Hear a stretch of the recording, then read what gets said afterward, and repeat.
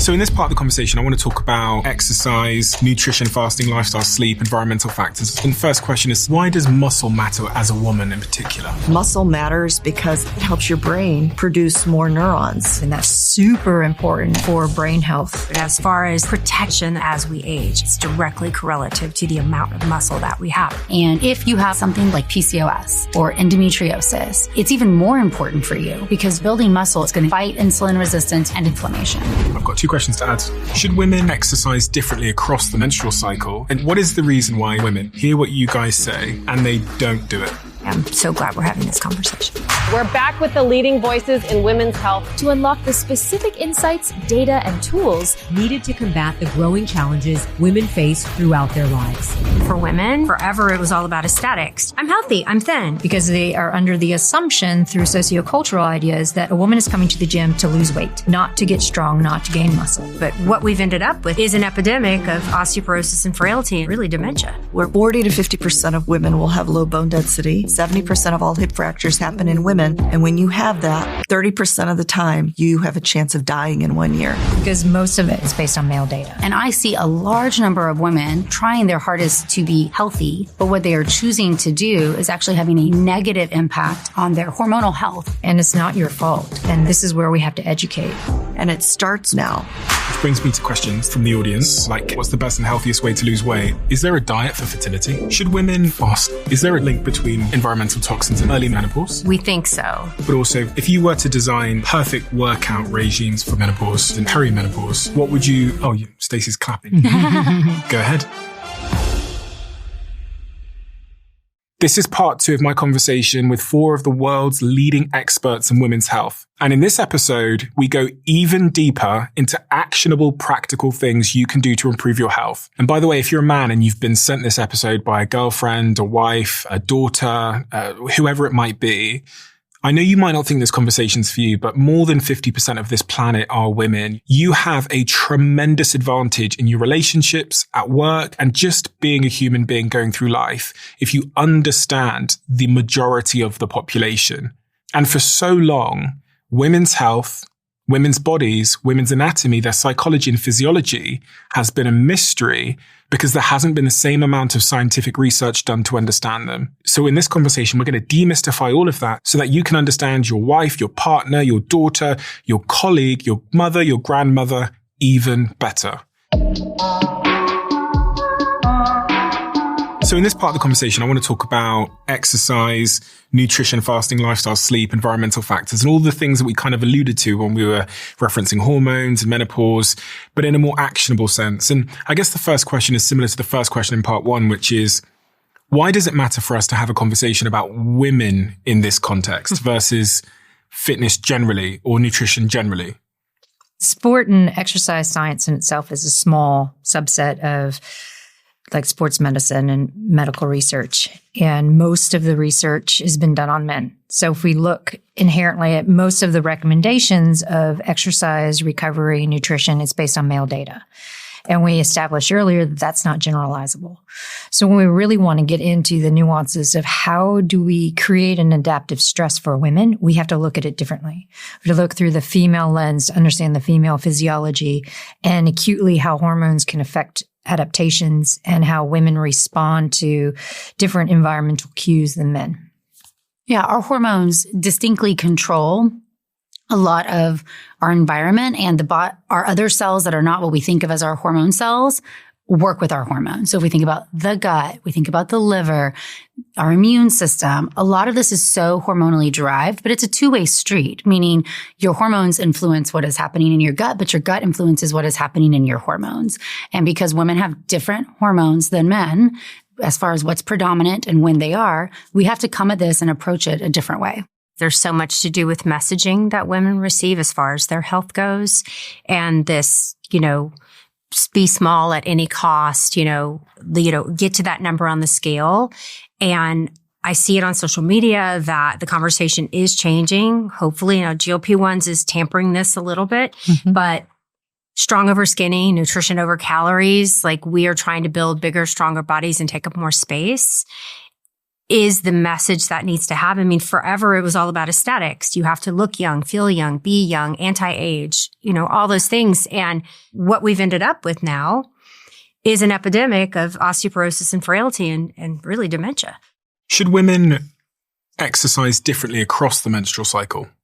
So this is the nuance. And this is something, if you'd asked me maybe 5 years ago, I would have said, sure, from a molecular level, we see that there are certain things that happen with estrogen being in isolation for the most part. And then when you have estrogen, progesterone, we see their metabolic shifts, we see their temperature shifts. But the caveat is we don't know if a woman ovulates or not. And I'm sure that Natalie can, give some stats about the anovulatory incidences in most women. If we were to understand and know when a woman ovulates, in addition to how she feels across her cycle, then she can individually tailor her menstrual cycle to her training. But for a general plan, we can't do that. I think it's important that, building muscle, using muscle, consistency is a huge part of effectiveness when it comes to exercise or to building strength. And so one fear we have when we say, do this in one phase of your cycle and do that in another phase is that if 15% of patients are not ovulating or they have no idea when their follicular and luteal phases are they then doing overall less because they're waiting on this directive to tell them what? Yeah. What is not untrue, though, and how I frame this to patients is that strength and resistance training should be the core of what you're doing, regardless of the phase of the cycle you're in, regardless if you're pregnant, regardless if we're doing fertility treatments, building muscle, using your muscle. Now, what you do on other days is where you should allow yourself to say, how do I feel this day? What do I need this day? And be okay with giving yourself the grace that may look different on your period, in your follicular phase, in your luteal phase, and saying doing something and moving your body is still ultimately, we're all going to agree, better than sitting on the couch. Exactly. Right. Many women will say they have more energy in that late follicular phase. And so if you are looking at your workout structure, this is a day I want to try heavier weights or more reps. Mm-hmm. It can be smart to put that in a time where you have a higher chance of being successful. That's how I explain it. I'm like, if you have your own data and you know which days you feel really fantastic, that's where you want to put your higher intensity, your heavier lifting, because you know that you're going to hit those training metrics. Mm-hmm. What we don't want is for someone to go in to do a high intensity session on days they feel flat, because then they won't hit the metrics that they need to get the stimulus we're after. Can you explain this to me like I'm a 10-year-old in terms of where in the cycle typically women will have more energy and really be able to push themselves? Right here. 5 to 7 days before ovulation. Some women feel really great around ovulation. Some have a transient where they'll feel really awful on and around ovulation, and maybe 24 hours later, they feel really fantastic. Most women are variable through the early luteal phase. So if we think about day 6 to 14, that's when we see women feel really robust and strong and feel like they can take on the world. Because estrogen is rising. Yeah, exactly. And you see the physiologic changes, heart rate variability, resting heart rate. Your immune system is more prone to taking on virus and bacteria. It's not pro-inflammatory, so you have that working for you. Your core temperature is lower. You can access carbohydrate a lot easier, so you have more availability for fueling to hit high intensities. Then when we see with ovulation, like I said, some women feel really fantastic right around the time of ovulation because of the estrogen surge. Some have transient where they don't feel so great. They might when that follicle ruptures and the egg is released, the granulosa cells that are surrounding it, which is what actually makes estrogen, get disrupted. And so some women feel that transient breakage and their estrogen's dropping before it reforms to become the corpus luteum and make again. Yeah. So you have this high peak estrogen, and then some women are really sensitive to these hormonal changes and they feel that drop. Yeah. So that ovulation day may not always be your very best feeling day, which makes women feel like it should be and like something's wrong with them. On a side note, we did survey on women experiencing pain on ovulation because it's something that was never talked about. Mittelschmerz. Yes, exactly. Mittelschmerz. Mittelschmerz. We had... So you can feel the follicle rupturing, and that's called Mittelschmerz. So it's German for in the middle because it tends to happen in the middle of your cycle when you ovulate. And It's painful. It's a pain. It can be. It's just a pain. It's like a cyst bursting inside your body. And then some women are down for the count because of it. So they don't plan any physical activity around that because they just can't, from a physical and mental standpoint, put themselves through anything. So that's why I'm saying, like, ovulation, some women feel bulletproof. Other women have this transient feeling of really flatness and pain. And then afterwards, in these early luteal phase, so day 16 to about day 22, is variable. Well, some women will feel like on top of the world still. Other women will feel, I can't quite hit high intensities. And then in general, these few days, about day 24 to 27, before those hormones actually drop, this is where you have your PMS, your premenstrual syndrome, and cramping and fatigue. And a lot of women are like, not so great. That's when your progesterone drops. When both of them drop. I just love how you guys explain it, because what I see on social media is absolutes. You must do this during follicular. You must do this at ovulation. You must. And I'm just like, really? And so I love how you're like, well, some women, it may affect them this way and others this. We generally tend to see X, Y, Z. So rather than like, you absolutely have to do this at these different times. I think learning to listen to your body and the signals that it's giving you, across the stages of your life, that's really key to so many of the questions that we're talking about, because you want to understand your own response.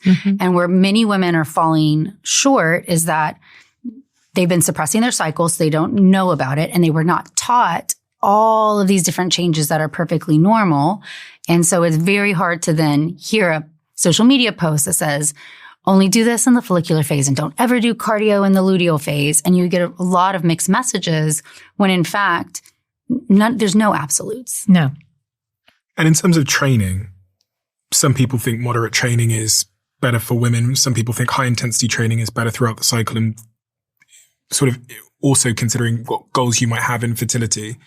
What would you say there? Should I be doing high intensity interval training if I'm a woman, or throughout the cycle and throughout my life? So this is where we have to think about periodization. First, lifestyle, but also how a woman is feeling. We don't want people to do high intensity interval training every day, because that's just not going to create an adaptive response. We have to think about the reason why we're exercising is to create a stress that the body's going to respond to. We don't get fitter during exercise. We get fitter from the stimulus of exercise and the recovery from it. So if someone's doing high intensity interval training every day or 5 days a week, they're not ever going to get that subsequent recovery to be able to hit those high intensities and that stress that we want. We talk about high intensity during our reproductive years. You can pretty much get away with whatever you want to do during your reproductive years, because you have the benefit of our hormones working for us.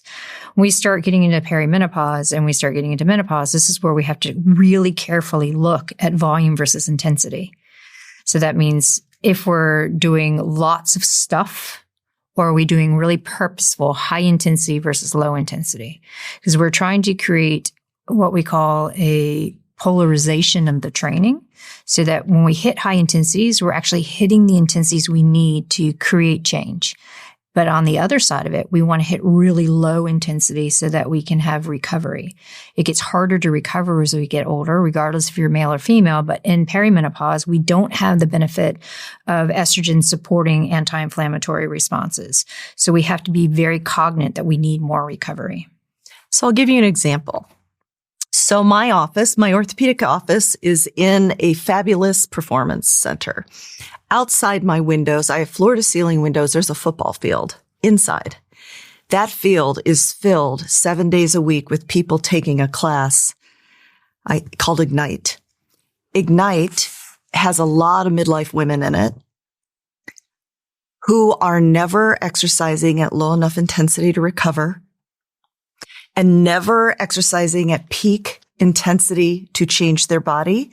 So what happens 5 or 7 days a week, they're out doing moderate, mid-range intensity training, but they're not seeing body changes. They're not seeing recomposition. They're hurt every 3 weeks and in my office wondering why they're hurt, because they're doing a lot of reps of medium intensity. So they're not really recovering, and they're not intense enough to really change their physiology. But that's really common. There are whole brands built around mid-intensity. And And that falls into the whole sociocultural thing where we've grown up that if you don't have a good sweat sesh and feel completely smashed when you leave, it wasn't a good workout. But that's a misconception. Right. So they are smashed. They're dripping as sweat, but it's not at peak heart rate ranges for short bursts of time, right? So I know, look, it's very confusing because I don't know, 20 years people have, as they've switched from only cardio, they're like, now we're going to do high intensity, which is fine. I'm not opposed to that word. It's just that, how do you define that? What is high intensity? And so like you, because I've read your books, that we're exercising people at pretty low heart rate where they're about to flip from burning fat to carbohydrates, because that's really metabolically healthy, but not so intense that people are going to get hurt. And I also prescribe really peak sprint interval training. And I did that myself in midlife, to recompose my body, sprint interval training, because it's intense and lifting, right? Is the advice different for different women at different stages of life here? So if I'm before perimenopause, You get away with most stuff. Assuming you have a regular menstrual cycle. Right. I think there's different time periods, which we've mentioned before, PCOS, hypothalamic amenorrhea, time periods where you're not making estrogen or making it reliably, you can get away with less.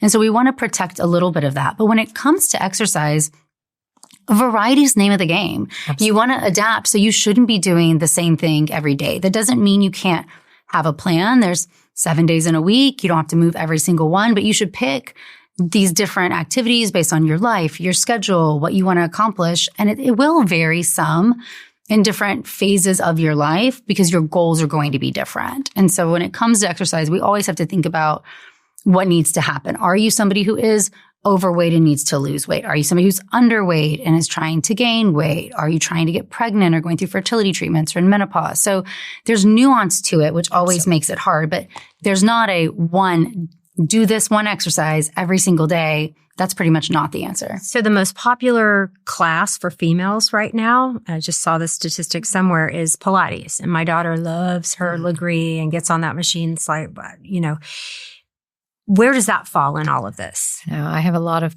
Pilates. There's a social aspect to it, there's people hate.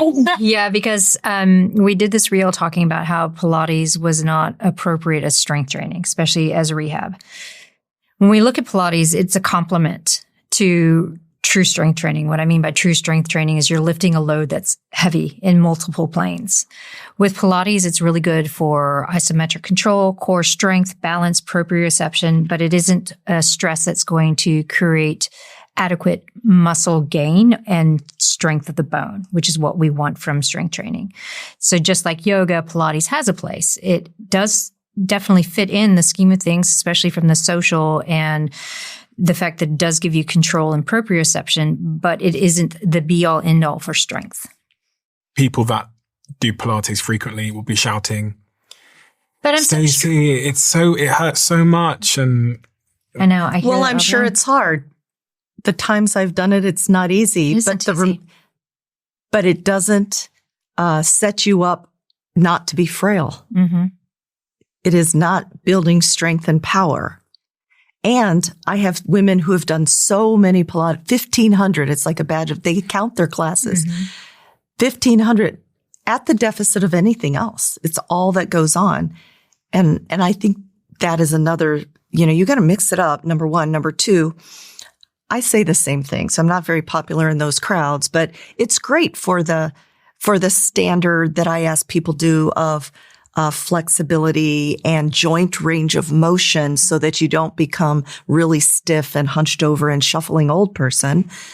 But it will never give you strength and power in the way to protect yourself from falling down.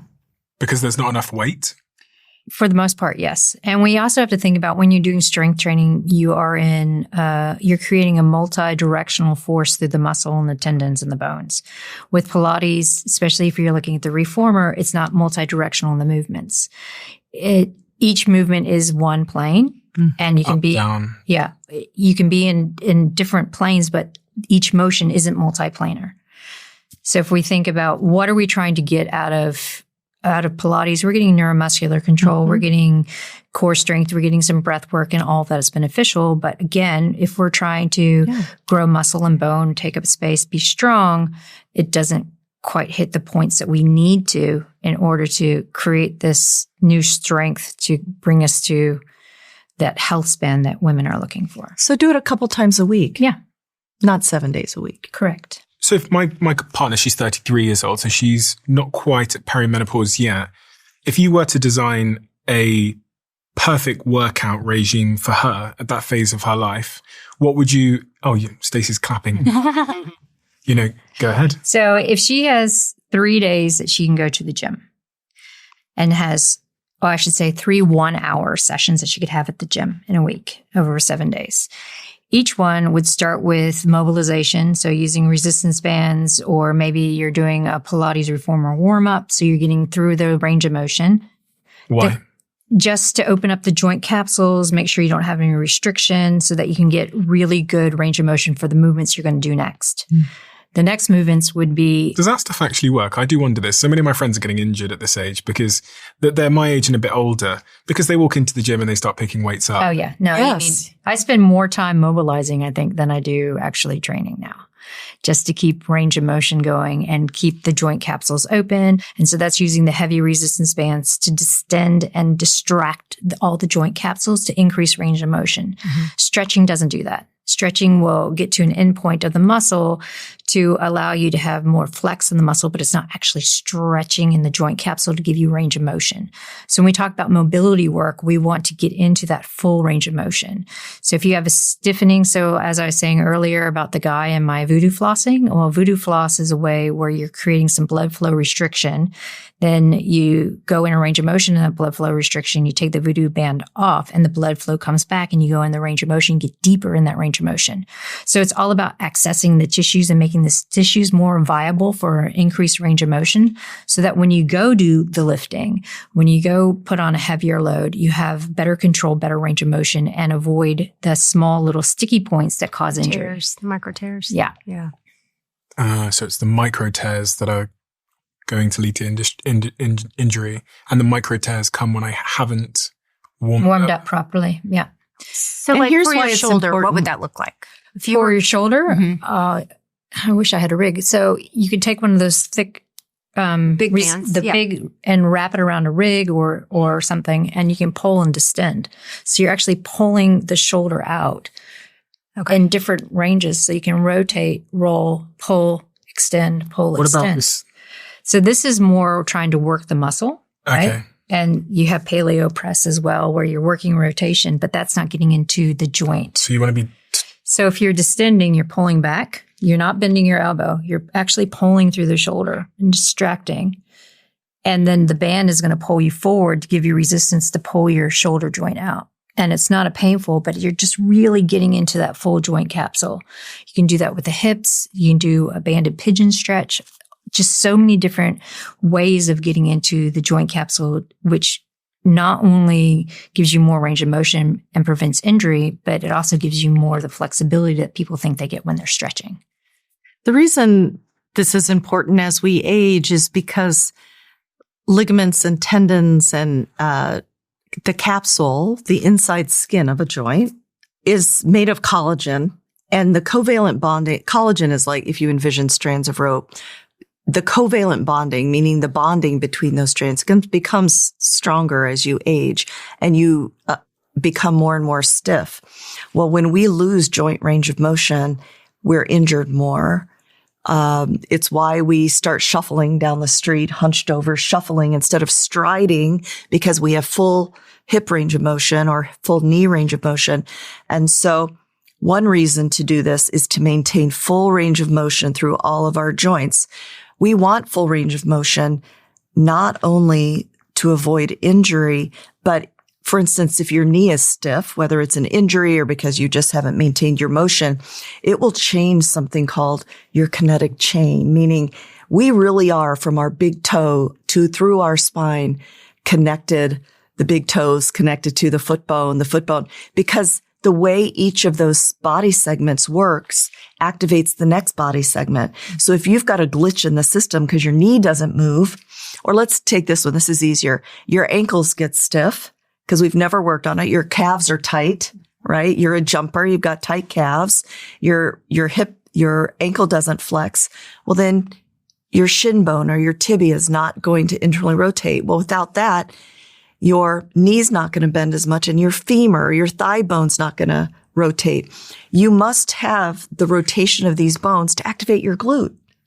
So if you're not activating your glute, your butt muscle, people are very hurt or they're not getting as strong or they start having lateral thigh pain. So everything works together and it starts with, among other things, the flexibility and range of motion exercises. We're talking about it right now so that the body works like a chain. Just give me 30 seconds of your time. 2 things I wanted to say. The first thing is a huge thank you for listening and tuning into the show week after week. It means the world to all of us. And this really is a dream that we absolutely never had and couldn't have imagined getting to this place. But secondly, it's a dream where we feel like we're only just getting started. And if you enjoy what we do here, please join the 24% of people that listen to this podcast regularly and follow us on this app. Here's a promise I'm going to make to you. I'm going to do everything in my power to make this show as good as I can now and into the future. We're going to deliver the guests that you want me to speak to, and we're going to continue to keep doing all of the things you love about this show. Thank you. If I lose my range of motion because I never did all these things, can I get it back when I'm 50? So I'm 33 now and I'm thinking, damn, I've not been doing enough of this stuff. Yeah. Yeah. You can. Unless you're having bone changes due to arthritis and it's blocked, yes, you can. So I can could theoretically start at 40. Because if you think about your muscle and how it responds to picking up a weight, right, you're going to build the muscle. So if you're creating a force within the tendon and the ligament and the collagen, and it's a repetitive force, a positive force, you're going to invoke change. So tissues are malleable. So people that think they're stiff and they say, I can't touch my toes, and they can work on. They can get it back. Mm-hmm. Here's another reason. So what happens in midlife, men and women actually, they remember what they used to do. Mm-hmm. And then they're like, I'm going to start working out and I'm going to start there. Their memory of success. This is when I get people who just show up on the basketball court after not having been there for quite some time. And they return to their memories of success, but because they haven't lengthened their tendons, their joints aren't moving quite so well. They rupture tendons because the load outstrips the ability of the tissue to be compliant. That makes sense. Yeah. My friends have been getting injured, and I think that's in part why, because they're trying to work out like they used to work out. Yeah. And listen, they can return to really high level, but you can't stop. You can't start where you left off 20 years ago or 10 years ago. It takes a minute. 2 weeks for me. It takes a minute. Yeah. So Mel's 33. Mobility work when she gets to the gym, first and foremost. Yep. On day one or every day? Every day. Every day. So I'm assuming, and I could be wrong, that she already has a strength training history. Yeah, she does, yeah. Okay. So we do the mobility work for about 10 minutes, really warm up well.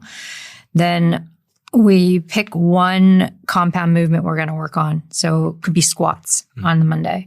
So we're going to work on loading in a squat pattern. So that's your knee forward, quad dominant type squat motion. Back squat, does it matter? Back squat, front squat. You could do Bulgarian split squats. So we're adding load, and we have a periodized program. So this is just a snippet of one day in a periodized program. What if she didn't have that strength training history? Well, then we work on adding load through I want to see how she moves first.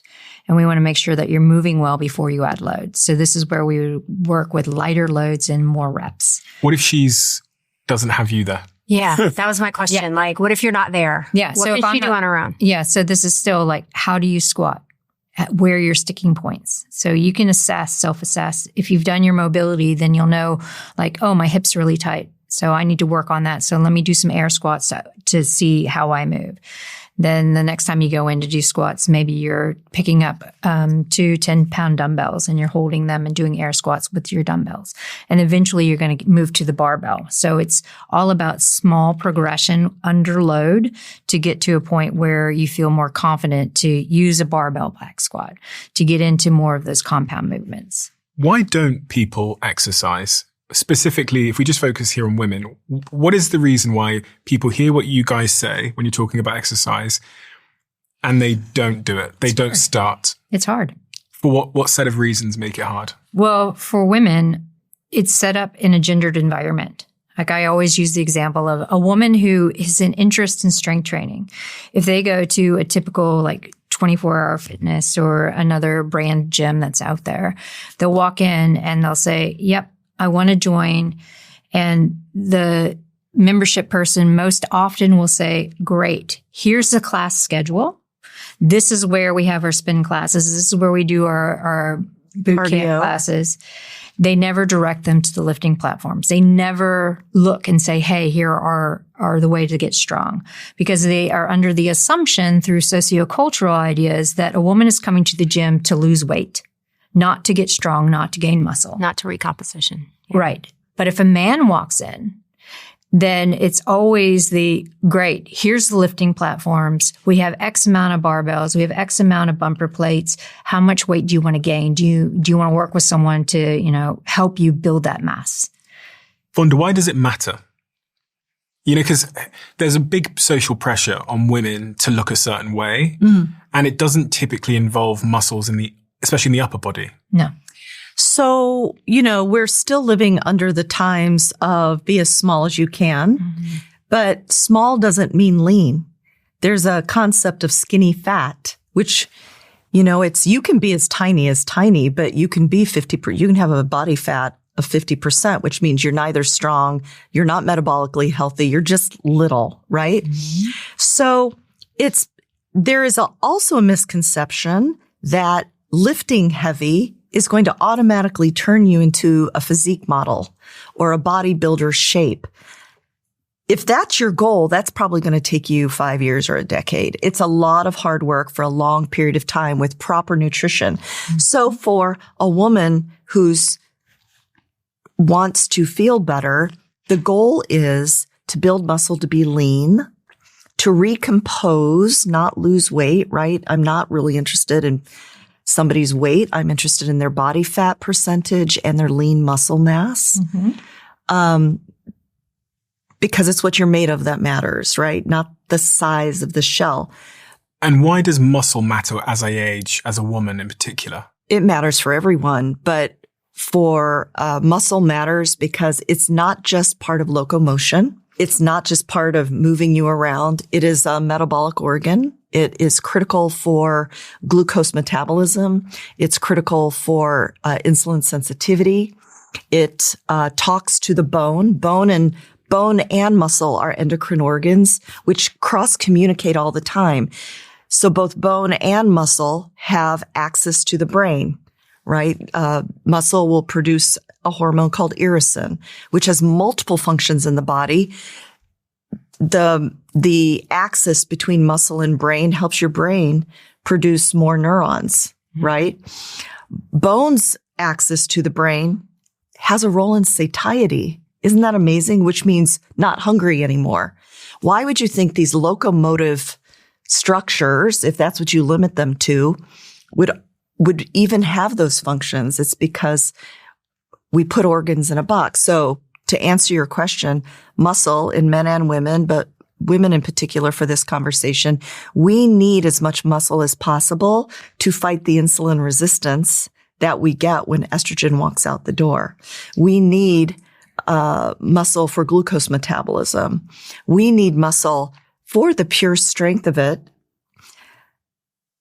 because we do not want to become frail and be one of the 2/3 of nursing home residents who are women because we can't do something as simple as get up out of a chair. But I could just get muscle when I'm 70. You can, actually. It's a lot harder. So why does it matter for Mel to be thinking about it when she's 33? Well, here's the great part for Mel is she still has all her estrogen. Mm-hmm. Estrogen has a profound effect on muscle protein synthesis.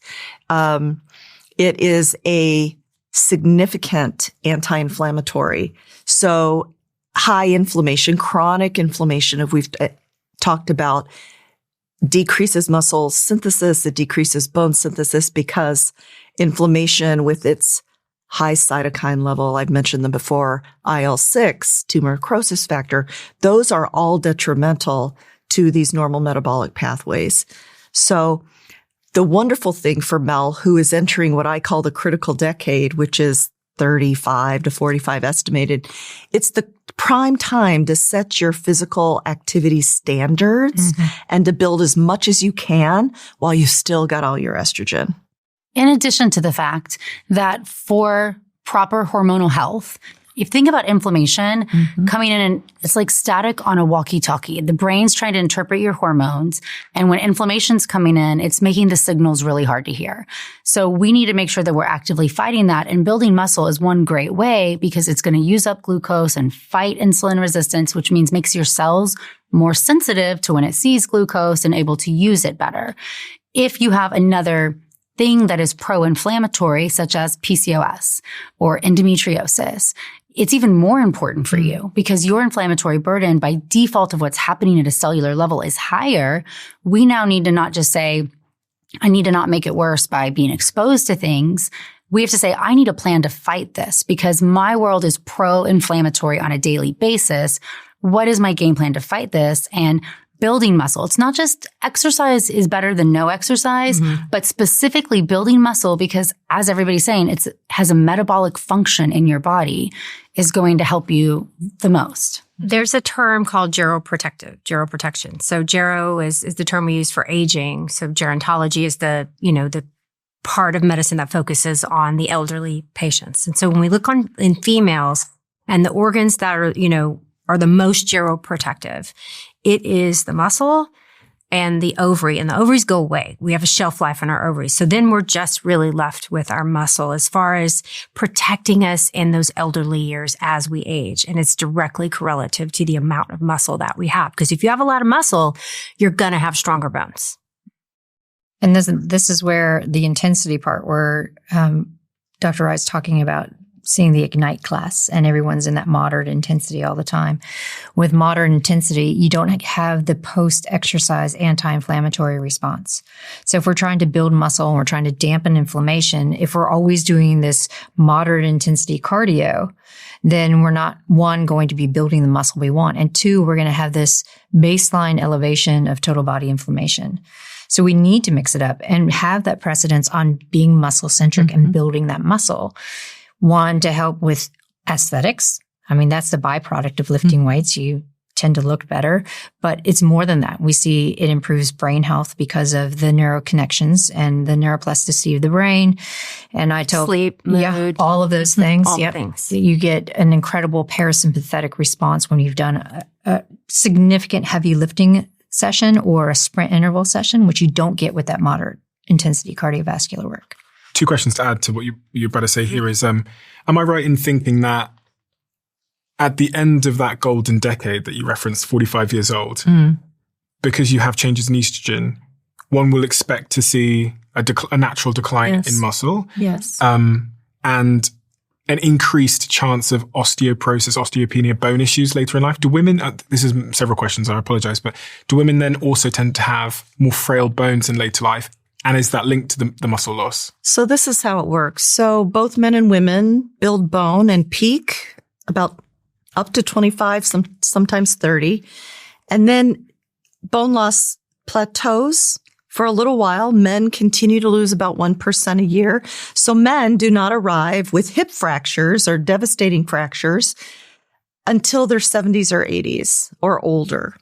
Women also decline slowly until we lose our estrogen. And then the rate of decline, and I'll tell you why it happens for bone, doubles or triples such that you will lose 15 to 20% of your bone density during your perimenopausal period just from loss of estrogen alone, because estrogen plays many roles. I've already talked about estrogen being a huge anti-inflammatory. Bones are very sensitive to inflammatory chemicals in your body. Estrogen also directly affects the balance of the two main cells that subtract minerals from bone, the osteoclast, and the cell that builds the bone, the osteoblast. And in well-hormoned times, there is a balance. The body loves balance. We take what we need, we build it back.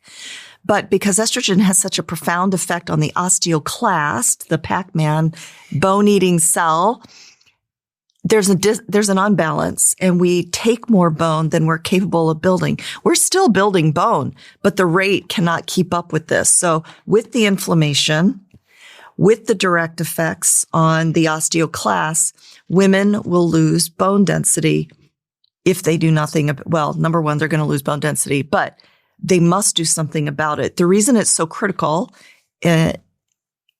for a 33-year-old is because you still have your estrogen. So let's learn how to lift heavy. Let's take advantage of the estrogen circulating. Let's learn to have a jumping practice and impact our bones, right? So the way our body tells our bones to build more is, there's another little cell called the osteocyte. It sits encased in bone, but it's connected to these other cells by little tunnels that contain fluid.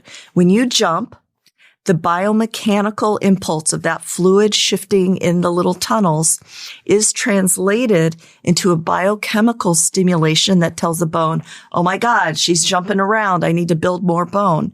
So we need that impact to stimulate the laying down of more bone. I was looking at this graph, which is what you were describing. Yeah. Men and women aren't that far away in terms of bone mass. So this is showing the fact that because of the way testosterone interacts with a man's bones, he will peak at a higher bone mass than a woman will. Yeah. So he's starting at a higher level. Yeah. So I would want young women to do everything humanly possible to start at the highest possible level. But I see lots of 20-year-olds, 30-year-olds, really young women with poor bone density for a lot of reasons. And so I'm a big proponent for having bones measured early. Don't wait until you're old so you know where you're starting. But that's not the standard recommendation. No, the standard recommendation is 65, which Cows out the barn. too long for that. But because I do either a DEXA scan or a REMS ultrasound to look at bone quality on everybody, we can catch it earlier. And that's really important to get in front of it because it's estimated. Research says that in order to affect bone density, if you're going to use estrogen, for instance, you need to do it for 10 years. Mm-hmm. And why should people care about bone density? Everyone cares about muscles, but very few people talk about bones. Fracture. Can't carry your muscle around if you have weak bones. So without bone, muscle is just a heaping pile of steaming metabolic tissue sitting there, right? There would be no bicep to complement, right? Because it has to be connected to a bone. So they're important for locomotion and giving support to the muscle, but bone is an endocrine organ that secretes hormones that go to your brain to help build neurons, to your pancreas to be active in insulin release, to the muscle for glucose metabolism. In men, to the testes to build testosterone. And that's only one of the many hormones that the bone produces. The bone is not only structural, not only hormonal. I've already talked about it being a storehouse, but it's an incubator. In our pelvis is where we build all of our blood cells. Mm-hmm. And so it has these multifunctions. But to Mary Claire's point, for women, 40 to 50% of women will have low bone density. And when you have that, 50% of the time you'll break a bone. So if we're looking around at this table, if we all have osteoporosis, which we don't, 1 in 2 of us will fracture.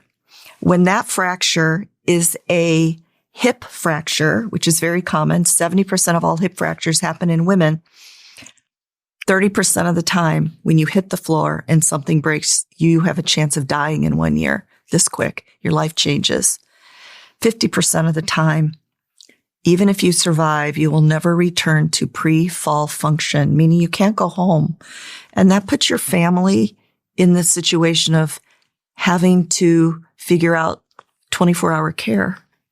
Or you move in with your eldest daughter, or you go into a facility where you use your life savings until you have no more, and then you have to apply for Medicaid, and the government will pay for it. These are terrible situations to get at something that we could have prevented had we started early enough.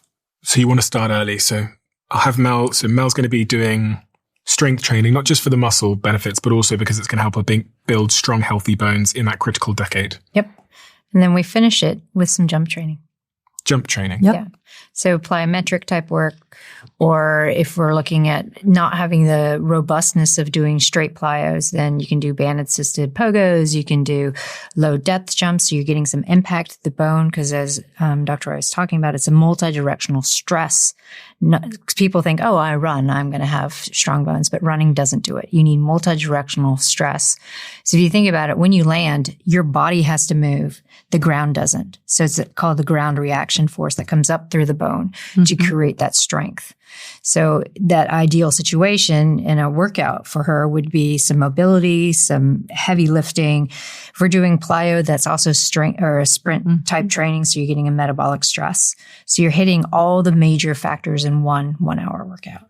I read that that there was a study done with some Australian elderly ladies on bone growth. On lifting and bone growth? Yes. Yeah, Lift More. The Lift More study by Dr. Beck. Yes. She was trying to dispel the myth, which I hear every day, that you've got osteoporosis, you can't lift weights. Yes.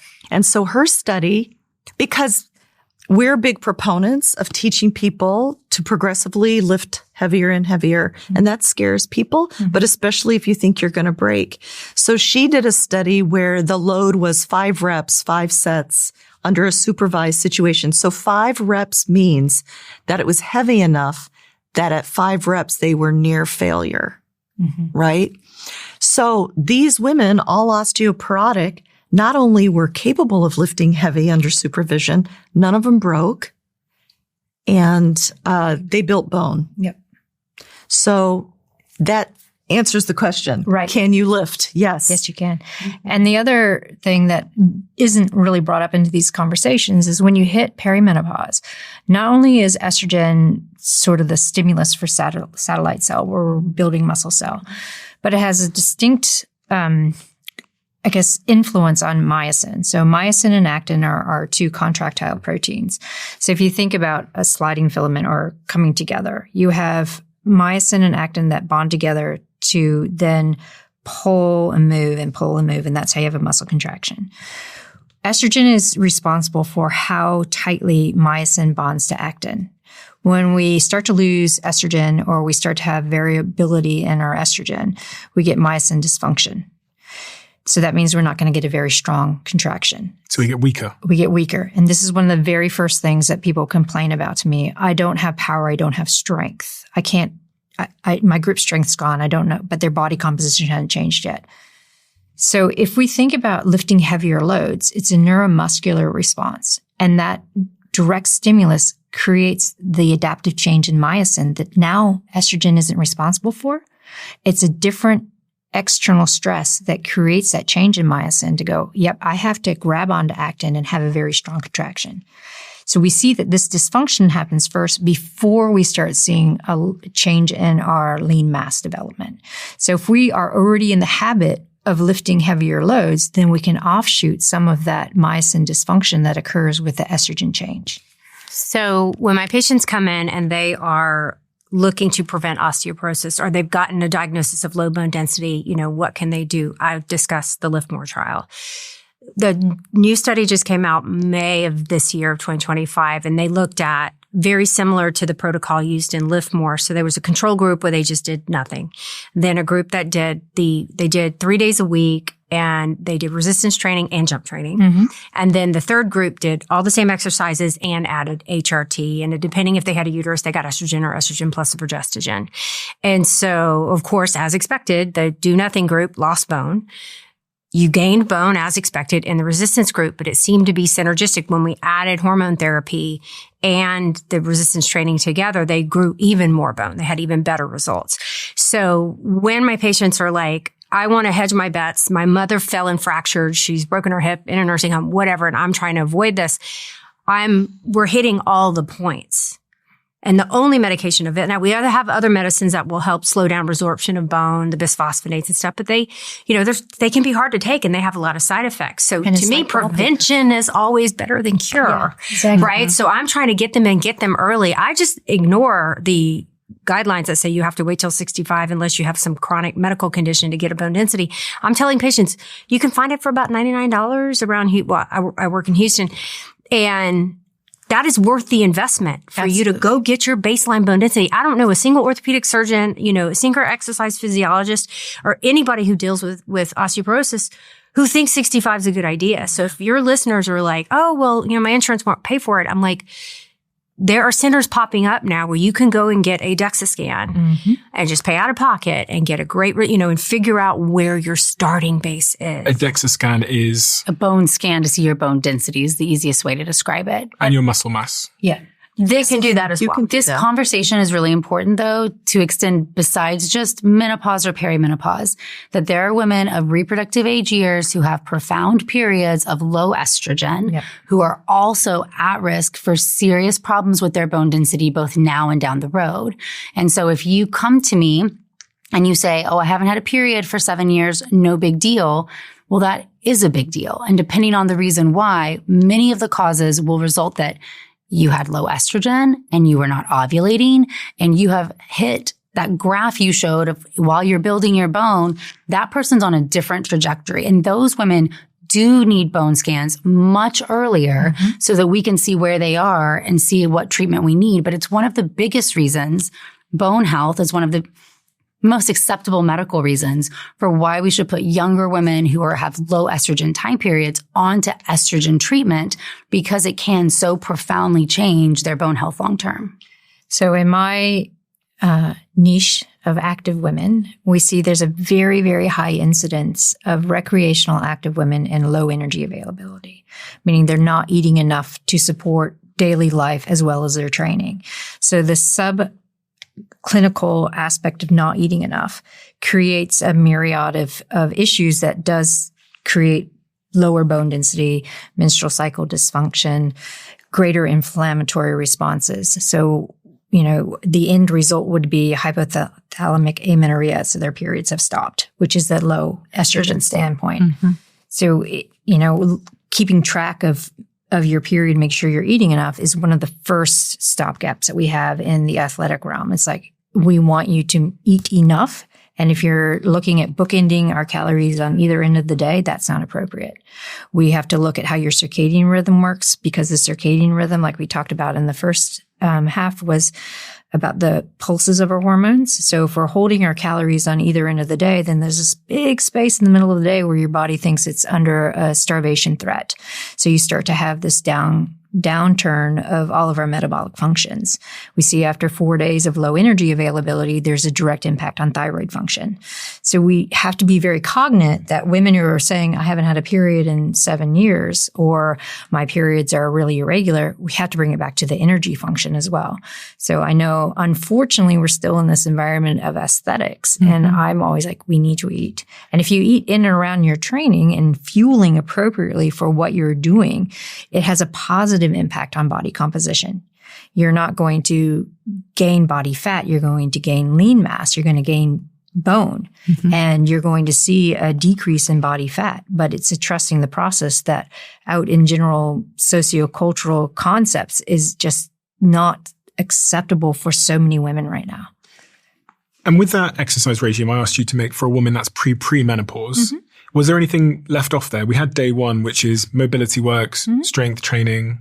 So if you were to do 3 days a week in the gym, that would be pretty similar, except for the compound movement. What are we doing for each of those compound movements? A different muscle. So it would be the knee forward squat motion one day, push pull upper body next, and then posterior. So your hip thrusts, your deadlifts, that kind of stuff. Because women are quad dominant. To prevent injury, we really need to build the posterior chain. And this is your glutes, your hamstrings, your deadlifts. So you're getting really strong around the knee joints, the hip joints, because again, that feeds forward to better movement economy, and prevention of misstep for a hip fracture later down. What about cardio? So that's where, like, if we're looking at those 3 days a week and we're finishing with plyos or some sprint work, then the other days, just walking, low level intensity walking, or maybe you have soul food. You want to go for a bike ride. You want to go for a run. If you're not training specifically for something, then those 3 strength training days are your key workouts. And then you can pepper in all the other things that you like to do. I hear a lot about VO2 maxes. So I thought we should all be driving our cardiovascular performance up to get a high VO2 max. Well, that's where Once the a intensity week. is. Yeah. I think That's only once. I mean, and correct me if I'm wrong, but my understanding after reading and watching everything is it doesn't take that much to build VO2 No, max. it doesn't. It's that high intensity that's a little bit uncomfortable, where you're pushing at that max for, about 4 minutes to build that VO2. In the sports science world, it's always been the 4x4, the Norwegian 4x4. 4 minutes on, 4 minutes off, 4 minutes on, 4 minutes off. But that's not 3 days a week. No, not at all. Norwegian protocol is once a week. Once a week at the most, right. And the other sprints, just to give you, I tend to give my examples because it makes it more real. But when I'm doing sprint intervals, I do it the 30 seconds on and then complete recovery, meaning for 30 seconds, I'm taking my heart rate as high as I can get it. And then I'll completely recover, which takes me 2 to 3 minutes. I just happen to do it on a treadmill, but the reality is you can do it on anything. Mm-hmm. It's a heart rate function, not an apparatus function. So for me, on a treadmill, after I'm done warming up, you can't do it cold or you'll hurt something. Exactly. After I'm done warming up, because I'm a really short person, I punch the treadmill up to 11 and I am just working so hard I don't fly off the back. But that gets my heart rate up really high, about 186. Everybody's top heart rate is different. Mm-hmm. And then I completely recover. And I do that 4 times. And that's all you need. It doesn't take that long. And you feel so good when you're done. Yeah. So I can't run at the moment. So this morning I did explosive kettlebell swings. Why can't you run at the moment? I've torn hamstring and meniscus, so I can't run at the moment. Running is in. Run clubs have come in strong. It's back in. Yeah. It's back in. Are you at all concerned with the fact that people are running all the time and doing resistance training less? Because running is cool now. It's how people date. They're not going to nightclubs anymore. It's like the sacrifice of other things. It's like we said about Pilates. If all you do is running, then that is definitely not the best way to be. It's not the healthiest for your whole body. It's not that you're unhealthy, but we're really talking about how are we optimizing your body and your hormonal health for a variety of different goals. Yeah. But also if we look very micro at running, 58% of runners have a luteal phase defect. That means that the second half of their menstrual cycle is not going to be able to last as long as we want it to, likely due to what Stacy was talking about earlier, this relative energy deficiency coming back to the brain signals is not as strong to keep that corpus luteum, what happens after the follicle, alive. And a lot of women, I still have my period, so I'm okay. Mm-hmm. But if we're using our cycle as a vital sign, we can actually say the ratio of energy balance is not great. And it's often because we're doing it at sacrifice of other things. So if you're doing the strength training 3 times a week, and you're running, however you're spacing out your other days, that's such a healthy balance. It's hard that you're going to be in a bad position with that. And you'll actually improve your running more so than if you're to run every day or every other day. Because if you're getting strong through full range of motion, then that feeds forward to better running economy. Then you can vary your pace without getting injured. But for people who are running every day and they're shuffling and they're getting stronger in their strong muscles and weaker in their weak muscles, then it perpetuates this. And they're in my clinic. Yeah. People are very keen on doing marathons and half marathons at the moment. And got a couple of friends that are doing a lot of marathons at the moment. And they're very, very, very skinny. Oh, welcome to my world of DEXAs. Yeah. Is that healthy? I'm not even sure if that's the right question or one can judge from just looking. But being extremely skinny in that regard, being that sort of marathon runner physique. There are some that are naturally predisposed to that. Okay. Right. So naturally predisposed, having really good running economy, running biomechanics, having a leaner body. And this is what we were talking about the Olympics earlier, where you can see the ideal body type for that particular sport. And then there are those like me who build muscle naturally. It's pretty easy. So I'd never be a skinny little runner. And my running economy is a little bit off because of where I build muscle versus not. So not everyone is meant to be a long distance runner. And there are some that are meant to be long distance runners. So if we're talking about your friends who are like super skinny, are they economically viable for being a long distance runner? Possibly. But we also have to look, are they male or female? What is their injury rate? What is their fueling? And then for me, I'd want to see the DEXAs of the women that are just training long distance and super skinny, because most of the time we see a higher visceral fat in and around the organs as we're talking about, even though on the outside they look super lean, but they have a really high percentage of visceral fat because of the inflammation, the low energy intake, and most likely estradiol suppression. And that's the skinny fat thing you talked about earlier. Mm-hmm. Yeah. Is there an evolutionary lens on this? I always think about this when we're having these conversations, like what used to happen thousands of years ago? If we talk about the evolutionary biological theories, and there are a lot of sociologists that will counter what I'm getting ready to say, so I'll apologize in advance. When we look at original hunter-gatherer type communities, the male body was designed to go out to find the calories. The woman body was designed to stay and take care of the offspring and make sure that home was set. If it was low calorie, menstrual cycle would stop because you didn't want to reproduce in a time of low calories. Body fat would come on because there weren't a lot of calories. And so the equivocal in the time now is that I'm not eating enough or I'm burning more than I'm consuming? Exactly. So I'm in a calorie deficit in some way. Exactly. Okay. In an energy deficit. So with the male body, and we see this, their brain and hypothalamus is not as sensitive to those nutrient deficits as much as a woman's body, because we have menstrual cycle function.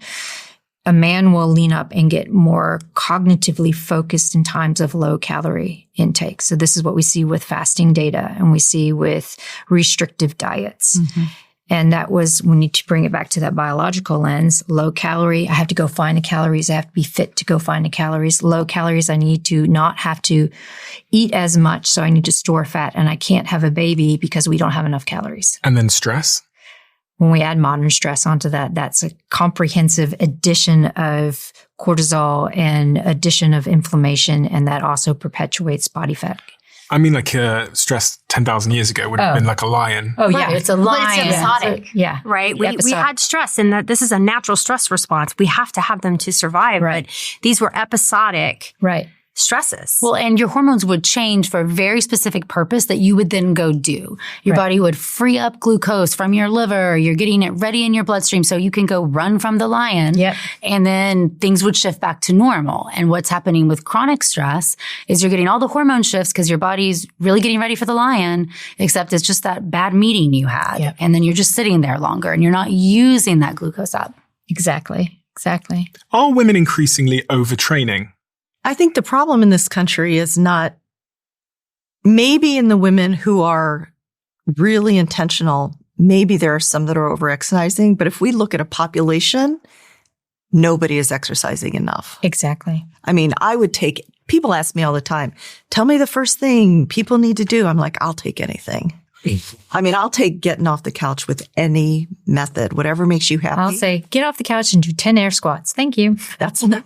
That's enough. Resistance training. So in the crowd that's like, I'm going to invest in my health every day, that is not the majority of people. Yeah. That's my bubble. Yeah, but the people who listen to your show, though, might be a different demographic, we have to acknowledge, right, than population of America. I mean, like a lot of people who listen to your show, Stephen, are interested in health and their body and achieving certain goals. And so certainly, I have practiced fertility in North Carolina and in Austin, and I see a completely different patient population, in Austin, Texas, which is a very fit area.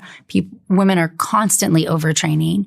But to Stacy's point earlier about this maybe evolutionary what happens, women go into this hypothalamic dysfunction even before it's what we call like amenorrhea. Mm-hmm. Hypothalamic amenorrhea is essentially where the brain, where the hypothalamus is, shuts off, says, can't reproduce right now, XYZ reason, no FSH and LH are coming out, you're not ovulating, you're not making estrogen, you're not going to get pregnant. So you're more likely to survive. Yeah, so it's a survival mechanism. Pregnancy is dangerous in hunter-gatherers. But there's modern medicine acts like you're perfect, or it's turned off. And the reality is there's all these shades of gray in between where these different chronic stressors and your insulin resistance and your inflammation and your over-exercising and your underfueling come in and make it so the hypothalamus is not responding correctly. Okay. And that's what we're trying to get people to intervene there before it gets too bad.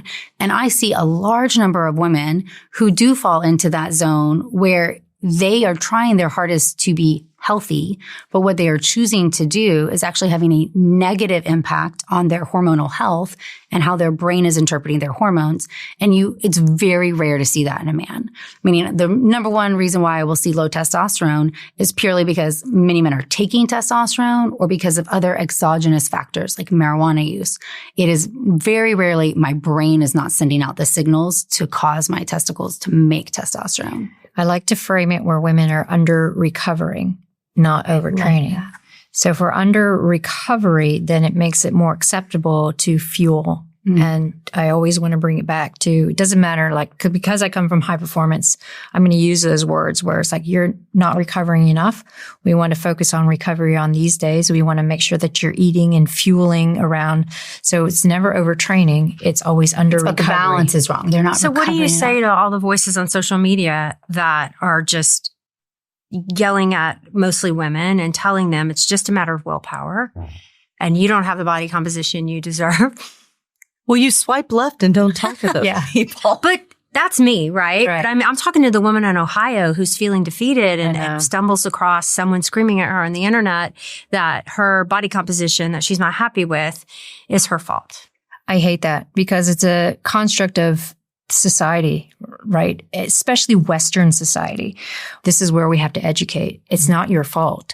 These are the things that have come into play and lined up to create this situation. But now we have tools to offer you to take one step out of that situation. And let's see how many more steps we can get you away from the situation to improve your health. Yeah. And are the rules of exercise slightly different once you've entered perimenopause? So this is where we really need to look at how we can use exercise and some environmental stress to create a really strong adaptive stress and a really strong recovery stress. Stacey, can you explain adaptive stress? Yeah. Because I'm thinking of the 10,000 people who follow me who have no idea what adaptive stress is. So if I go and I do some resistance training, some heavy lifting, I want to create a stress on my body that's going to then have a signaling cascade to repair the muscle in a stronger way than when I first went. Lifting the muscle damages the muscle? Yes. And it creates a series of feedback mechanisms that make it repair stronger than when you first went in. So that's an adaptive stress. And we're looking at what levels of stress we can put. So it's a training stress, or what levels of stress we can use through exercise to really, really create an environment that improves our health. Okay. So if we talk about sprint interval training, the 30 seconds on and the 2 to 3 minute recovery, the reason why we want that super high end stress of our heart rate is it then creates a eventual epigenetic change. So it's that environment that's going to create a change within the muscle that's going to allow that GLUT4 protein that I mentioned earlier to open up and have glucose come in, reducing insulin resistance. Also, with that really high heart rate, we're having a lot of stress on the muscle that's going to release some myokines, which are little hormone signals that then will go to the liver and say, wait a second, we don't need to store visceral fat. We need to create non-esterified fatty acids, which can then go into our skeletal muscle to be used in the mitochondria as fuel. So we want to have the stress that's strong enough to create these cascades of feedback mechanisms to improve our overall health. If we stay in that moderate intensity zone, we aren't creating a strong enough stress to create that signaling. What are we doing? We are exacerbating inflammation. We're exacerbating cortisol. Now, cortisol isn't the demon, but when we have an elevation of it, and especially in perimenopause, when we're sympathetically driven and we already have a higher level of baseline cortisol, if we are continuously in this moderate intensity zone, we never get a signal to allow that to drop. So if we're looking at polarizing, which is top end and low recovery end, then with the top end, we get the signal cascade of improving body comp, improving insulin sensitivity, as well as getting growth hormone and testosterone responses, which then feed back to drop cortisol. So am I right in thinking the solution, if I'm perimenopausal, is to do high intensity interval training for short periods of time? So we look at the quality of the training, not the volume of the training. So if we're in our reproductive years, then yes, you can do the moderate intensity stuff because you have estrogen and some of our other hormone feedback signals that are going to drop cortisol. It's going to allow your body to recover and repair. And what makes quality training? What is quality training? So this is your polar. So you have a very specific session that you're going to do. So for Vonda, it's your 30 seconds on as hard as possible, 2 to 3 minutes recovery. You do that 4 times. That's your session. Okay, I'm going to try and summarize this. Let's see if this is a test. See if I understood all of this stuff. So if I do a lot of volume, but I play in that sort of medium intensity range, I'm basically just like stressing out my body in all the worst ways. Exactly. Like the inflammation, it's just not good for my body necessarily. If I don't do vigorous enough exercise, then that's also bad because nothing's going to break and therefore build. Nothing's going to adapt. Nothing's going to grow. If I do it for long periods of time, really anything for long periods of time, that's also stress. But the key thing to do is to do shorter, higher intensity exercise that will cause my body to adapt, but won't put it into that inflamed, stressful state. And you also have to pepper in some lower intensity work. So this is your flexibility. So that you have recovery, you're getting blood flow circulating, you're tapping into some mitochondrial work so that you are still getting benefit of exercise, but it's not in that moderate intensity. So that's what we mean by polarizing. So if we were to talk in like the zone talk that everyone talks is out there, right? We're looking at what is zones. So if we're talking about heart rate and the way that your body works, we have zone 1, which is just sitting around. You know, like we're in zone 1. We're in zone 1. Zone 2 is the bro science kind of thing where you're like, let's work in this zone 2 area where we're working. I was in zone 2 when you were talking about menstrual cycle. Okay, there you go. That's it. A little elevated. Your heart rate's elevated. You still a little bit have a conversation. For women, it's good for recovery, stress release. For men, it's good to improve metabolic flexibility.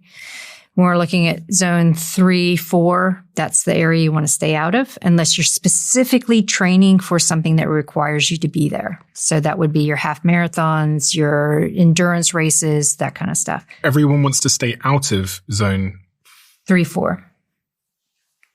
During training. Oh, okay. Yeah, during fine. Because that's the medium range, right? Yeah, that's medium range. So you want to jump into zone 5, hang around for 5, 6. Yeah. Okay, a couple of minutes and then get out of there. Yeah. But in a week, this is what. Yeah, it's let's across just the be week. clear. So 2 to 4 days a week, you should be lifting progressively to lift heavy, meaning heavier weights, fewer reps, right? 1 compound lift a day plus the augmented lifts that go behind it, right? So you're warming up first, then you're going to do 1 lift, and then you're going to do your jumping or your balance work. The other days of the week, you will do preferably low intensity doing anything. Walking briskly down the New York street could count as that. It's continuous motion.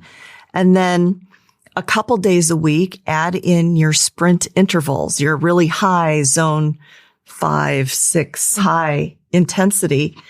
And then when you've got that, you can add in your 4x4 VO2 max on one of the other days, because it sounds like a lot, but when I work with non-pro athletes, I layer on behaviors. Absolutely. Because if I say all of this at once, nobody's going to do anything.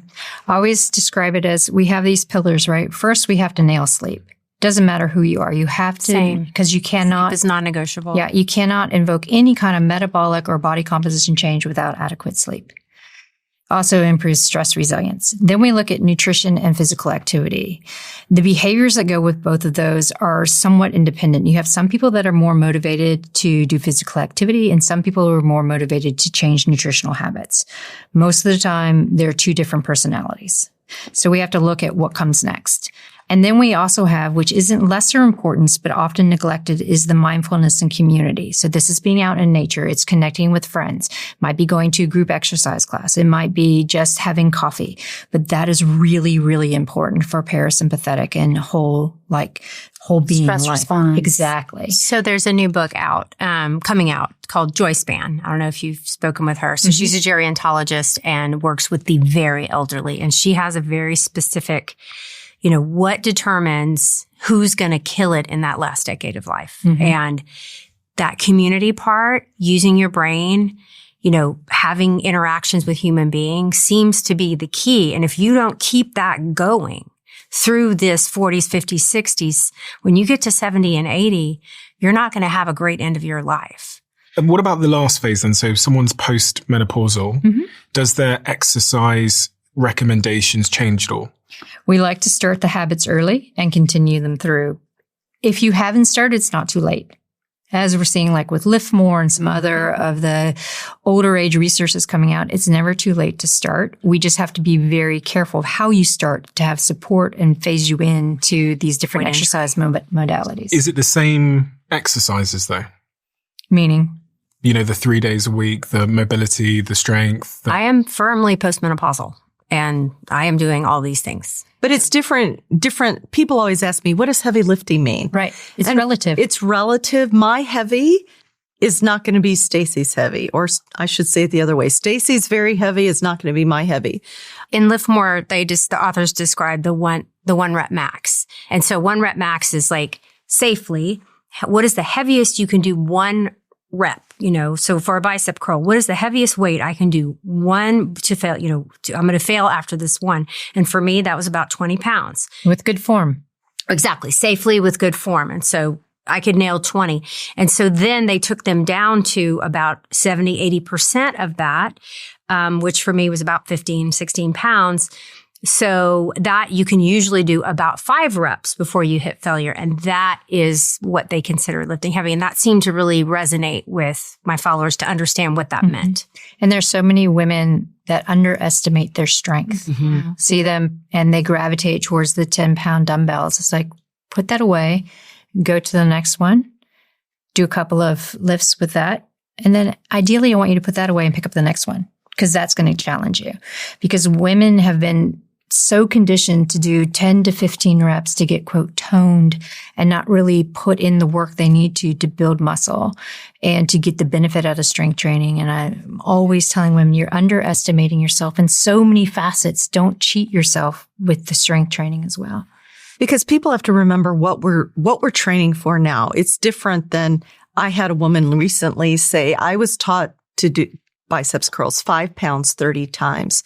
Well, after 30 times, not only are you bored, but you'll probably be at failure 30 times. That will build endurance. I am training to be as strong as possible.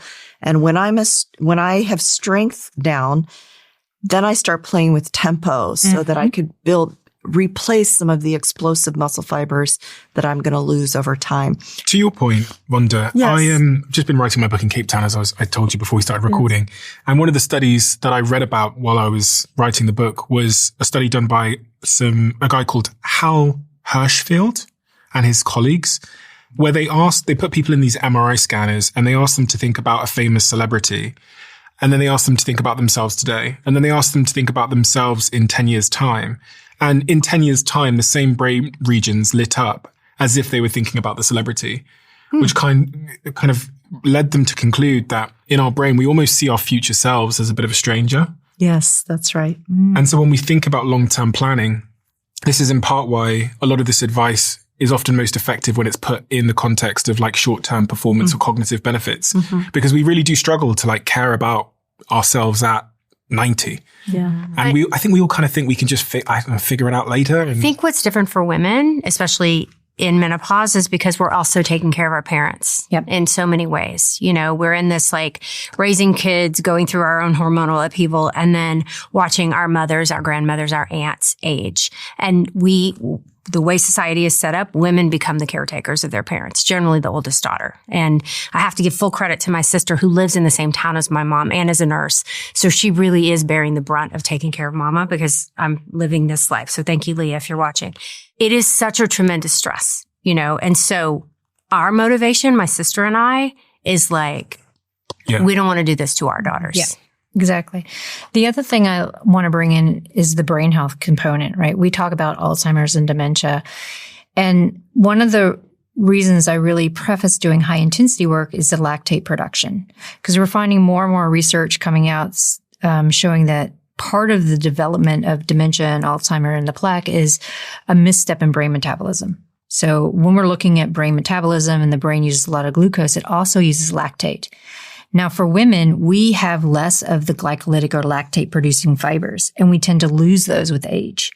Men are born with more, tend to hold on to them more. So it's not necessarily as big an issue for lactate production. Men need to spend more time in the low intensity being able to produce more of our fat burning capacity.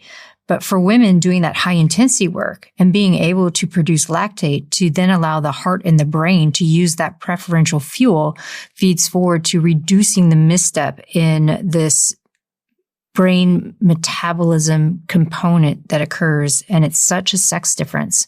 We're seeing a change in glucose metabolism in and around perimenopause into menopause.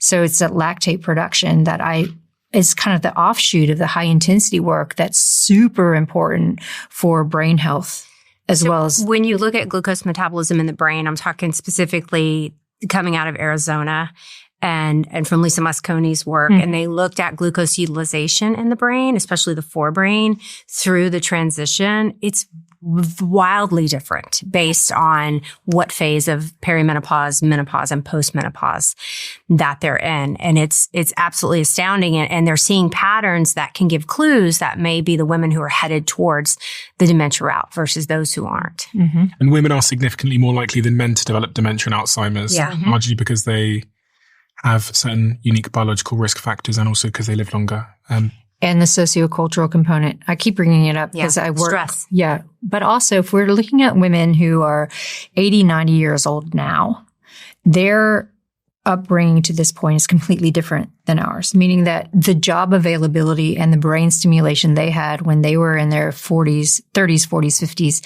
completely different than what we have now. Better or for worse? Worse. So they didn't have necessarily the opportunity to be scientists, lawyers, medical doctors. So they didn't have as much stimulation of brain and implications on that neuroplasticity. So we're seeing a higher episodic issue of dementia and Alzheimer's in older women now because they didn't have the same lay down effect that we have now as 50-year-olds, 40, 50-year-olds, and the stimulus we have for neuroplasticity. Oh, so okay. Like you're laying down brain pathways and neural fibers. So neuroplasticity. Let's think about it like the bone, but you're creating pathways in your brain to make you healthier, more resilient to dementia. Okay. But they're also going to have more stress. Build a stronger brain younger. Are they not going to have more stress if they're working maybe more hours? And fascinating study, and this one shot me out of a cannon emotionally, was if you choose to become a caretaker of a parent with dementia, you have a 60% increased risk. Now, there's a genetic component, but when they took the genetics out of it, and they feel like it's the stress of caregiving for that parent, you are signing your own death warrant because now you are increasing your risk of death. Because I'm right in thinking that women are still both caregiver and now in the corporate world. Yes. Yep. Yes. That's right. So it's both. Yeah. Stress from both ends. Lactate production for the win. Let's get that glucose. But you have to have an active plan to combat this, right? Exactly. We're not going to live in a world that is stress-free. If you're a woman in the world, you are likely to have a caretaking role in some fashion, even if you are chasing other dreams when it comes to professionally. Building good brain pathways is wonderful as far as a way to help start from a higher standpoint before you have brain loss. However, just like we've said on these other tangents, the brain is that too. We need to think about active ways we're going to combat what is happening in today's world naturally. And some of the factors are modern society that put us into this pro-inflammatory state. But we need to think about making lactate, what's important for us. And it really is a plan. This whole, I'm going to figure it out when I'm 90 and the problem's in front of me is too late for these medical problems. So, and back to your point about neuroplasticity, we're not reading as much. We're on our phones. And so, not in my house. Yeah. And so as a culture, there's this worry that all this time on the phone and these dopamine hits but not creating stories in your head and reading for pleasure at night. You know, a lot of women are on their phones now before bed rather than developing that neuroplasticity that we get from storytelling. I did something at 24 years old that has had a profound impact on my life. I set myself the challenge of posting every single day on my social media channels. And at the time, I was doing it to grow my following, but it had this profound impact on my life, and two remarkable things happened when I did that. I managed to learn faster because every single day I'm capturing what is happening to me and trying to distill it down into something that I can share with the world. But more remarkably, it led me to building a following of many millions of people, and that's the basis that I used to launch the Diary of a CEO. And that's why I want to tell you about our sponsor today, Adobe Express. They are the platform that I use to make all the posts across my LinkedIn and across my Instagram. It's a couple of clicks and you don't need to be an expert. And that is why I love using it, because I'm not an expert in graphic design. It's accessible to use for all of us, even if we don't have the technical prowess to design great things. So if you want to start compounding both your reach and your knowledge like I did at 24 years old, then head to adobe.ly/Stephen and get started with Adobe Express. That's adobe.ly/Stephen. The next question that came in from the audience, we asked 1,000 women to submit their questions. The next one is, what's the best and healthiest way for a woman to lose weight? Lift weights. And eat. Yes, absolutely. And you could have a very slight calorie deficit towards the end of the evening. Running? As a way of burning calories. The problem is people think that they can out-exercise a bad diet, and you can't. Composition of your diet matters immensely. And yes. I hate calling it lose weight. I now call it recomposition. Yeah. But let me put it in context. Yeah, go run. You're going to burn 100 calories a mile. 3 Girl Scout cookies, 3 Thin Mints, U.S. favorites, is 180 calories. That's my fave. So you have to run 2 miles to eat 3 cookies. Most of us, if you're going to eat cookies, don't eat 3 Thin Mints. You eat the whole sleeve, right? To your point, it is impossible to out-exercise food unless you're a high-level athlete. And even then, no. 1,000 calories. Even then, no, because we look at diet composition and we see that endurance athletes who use a lot of high sugary type carbohydrate, for like the gels and the sports stuff, they've interrupted their gut microbiome so much that they have sugar alcohols. Yeah. Well, it's not even that. It's the phyla change. We're seeing a decrease in the diversity, even though they're exercising. And we see that exercise increases the diversity of the gut microbiome. It's what they're eating during the training with the heat and hypoxic stress that is creating the growth of the Firmicutes phyla that's associated with obese outcomes. So that's it changes the gut. The gut microbiome. Yeah. If they are... So we have this misconception that if you're an elite athlete and you're burning all these calories, then you're just eating to fuel, right? But it's not. It's the quality of the diet. If we want to perform well, whatever performance means, if you're Olympic athlete down to recreational person who just wants to accomplish a 5K, the composition of your diet is immensely important. What about Ozempic? Everybody seems to be on Ozempic, GLP-1s. I prescribe it. And our clinic is all perimenopause and menopause. And so we always start with, let's see how you do with lifestyle changes first. So we give that 3 to 6 months. When they come back, every time they come back, we're doing another body composition change. For probably 50% of the patients, lifestyle plus or minus HRT, their body composition changes. They're happy. They're they're much healthier. Everything's moving in the right direction. So now we're left with the people who are doing all the things. This isn't the typical story of people that start Ozempic, though. They see it on Instagram, and then a week after I'll be at their house and I'll be like, and they'll tell me, oh yeah, I'm on Ozempic. And it's usually just someone sees it online, they hear it on a podcast, and they're on it within a couple of days. The access is getting easier. The price is coming down, and there is, for any medication, there are risks, there are benefits, and there's ways that will promote health. And with any medication, you can not promote health if you give. I mean, GLP-1s can be revolutionary for certain people. A lot of people are not training for a 5K, let alone anything else. Mm-hmm. And we know, if we go very simply, fat cells, right? They make a different type of estrogen. They're inflammatory. You have insulin resistance. And all of this sets you up at a deficit to say, I want to get healthier. For women, we'll say you have PCOS, who already have a predisposition for insulin resistance. They have a harder time losing weight because now they're also storing visceral fat. We know they get on this cycle with hormonal change. Being on Ozempic allows them to lose weight and combat insulin resistance in a faster way than they've ever been able to do before. And especially when it comes to fertility and you're on a timeline, that can be really revolutionary. When you lose weight, because that estrone decreases, many women with PCOS, if they were overweight, will start ovulating again because that suppression from the additional estrogen is gone and their inflammation markers go down, their insulin resistance decreases. So there's a subset of people who have found their life changed by them. And we never want to discredit that. Many people have had difficulty losing weight, chronic medical conditions, have been able to reverse them. And this has been a tool in the toolbox. Because about 70% of Americans would fit in that category of chronic health conditions, difficulty losing weight. 73% right now are overweight or obese. So should 73% of Americans be on GLP-1s? And it's higher in women. Well, one common thing is having tools in the toolbox and being able to know when to use them, when to offer them. Just like when we have the HRT discussion, we don't want to see people, we'll say women for this discussion, not being offered a therapeutic option or not choosing it out of fear. Well, when I hear that it's going to help me lose weight, and I've got two options. I can go out and lift all these weights, Stacey, and I can, which, Vonda, it's hard, isn't it? Go to the gym, I have to put my shoes on, all these things. Or I can take this injection. And lose all your muscle and lose your bone and end up like the little floating figure in WALL-E movie that I've talked about before, right? And that's my fear of just blanket people using. You're also, whether you mean to or not, giving the illusion that, willpower is all you need to lose weight. Right. By what you said, right? I can either do these hard things or I can choose this medication, which appears to be the easier way out. And two things can be true at once. People can work extremely hard. Maybe they don't understand exactly what they should be doing. And that's part of what we're trying to change the discussion on.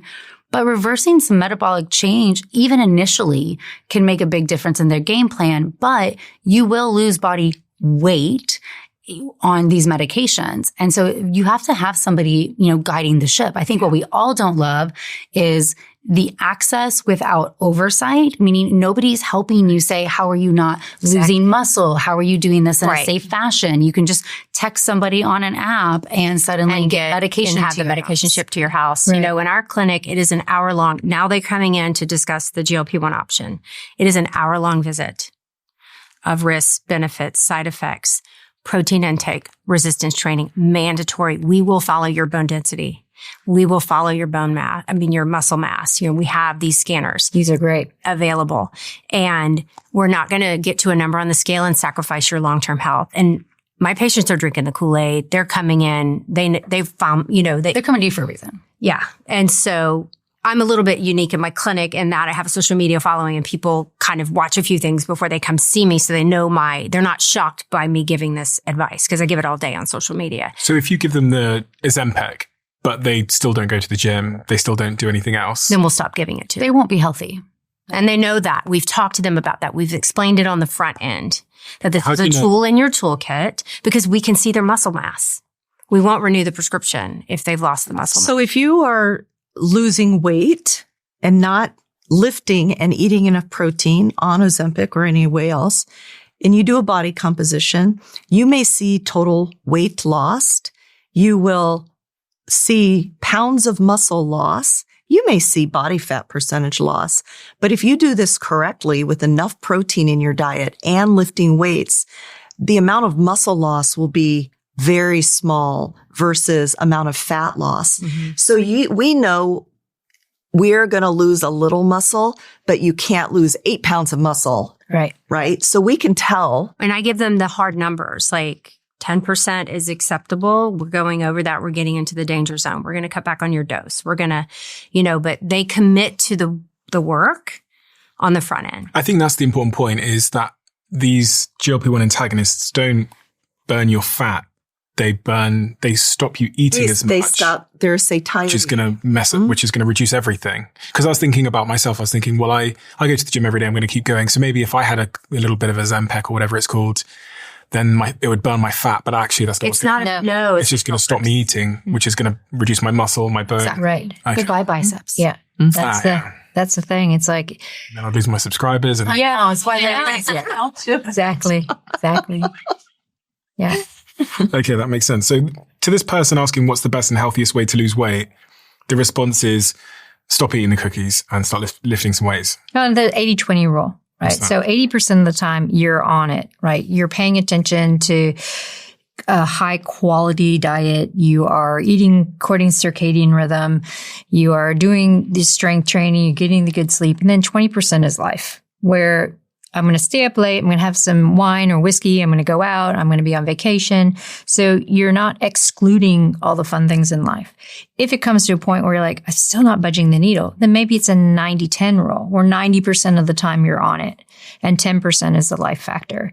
There's these hard and fast rules I've been accused of giving. I don't give rules. I give optimization ideas. So it's not following strict 80-20 or 90-10. It's what fits in your life. And if you're really motivated on losing weight, the first thing I tell people to do is ditch alcohol. Mm-hmm. Everyone wants to lose the part on the belly. Yeah. Sure. Is there not like an exercise I can do just to burn the part on the belly? There's no exercise. So visceral fat's a little bit different. It's like a whole different organ. So, when we talk about visceral fat, it has different drivers. We drive fat to the intra-abdominal cavity. It creates different cytokines. Subcutaneous fat is a storage facility. It is when we overeat calories, we will drive fat under the skin, and it's kind of genetically determined. Females tend to gain about their hips and thighs. Okay. And actually that hip and thigh fat is protective for cardiovascular disease in a premenopausal woman, not in men, but in women. And so it is, but when that fat shifts to the intra-abdominal cavity, that fat is much more metabolically active than the fat under our skin, and it creates these pro-inflammatory cytokines. And then you end up in this negative feedback cycle of, your liver starts becoming dysfunctional, insulin resistance increases, that drives more fat to the visceral cavity, increases inflammation, and it just goes on and on and on. So I'll get liposuction. No. You can't lipo the viscera. They're inside. That fat that's really inside the abdominal cavity is what we're talking about, that visceral fat, which is the worst kind. Well, what about liposuction? Can't I just suck it out? People are doing all kinds with their Under fat. the skin. Under the skin you can, and that's an aesthetic decision. The stuff under the skin. Liposuction it out. Is that a good idea or a bad idea? No, it'll come back. Yeah. All these things we're talking about, it sounds like a lot of instructions, and it is actually, but when you layer them on, it becomes your lifestyle. Yes. It's not a diet. It's not an exercise program. It's just how I live. Right. Which brings me to my next question from the audience, which is, what is the best diet for a woman who is perimenopausal? Plant forward. Plant Lots heavy. Yeah, because you're getting, so when I'm talking to patients, we talk about the quality of their nutrition. So is your pattern of eating, I hate to call it diet because it's a 4-letter word now, but is the pattern that you're eating pro-inflammatory or anti-inflammatory? What's pro-inflammatory? So meaning the things that you put in your body, are they likely to cause inflammation? And we know there are certain things that do that, like heavily ultra-processed foods, in large amounts. Everybody can tolerate a little bit of everything. But if the majority of your diet, and for most Americans, the majority of their diet is 60% is ultra-processed foods, okay? Those are by and large pro-inflammatory. What about red meat? Red meat in moderation, and especially leaner ones, seems to be a very reliable source of protein. As far as inflammation goes, it seems to be neutral in small amounts. Not heavily, like high fat meats or processed meats, then you're flipping over into pro-inflammatory. Is there a diet for fertility? It's very much what we're saying right here, that plants have fiber that's going to feed your gut microbiome, that's going to decrease inflammation. So fruits and vegetables, getting enough fiber is the number one change that most people need to make. From there, we want to, of course, decrease all your ultra-processed foods, healthy fats, fat is the backbone of cholesterol is the backbone of your steroid hormone. So if you want to make hormones, we've got to have some cholesterol, some healthy fats coming in to provide the backbone for that. That's essential. So things like olive oil, nuts, your avocados, seeds, these are going to provide some of those healthier fats that are easier to use for you. And when it comes to protein, there's a lot of different protein sources. We know that the data is so hard on nutrition because I can quote a study that says for every serving of plant protein that you take over animal protein, you have a higher chance of ovulating regularly. And that's true.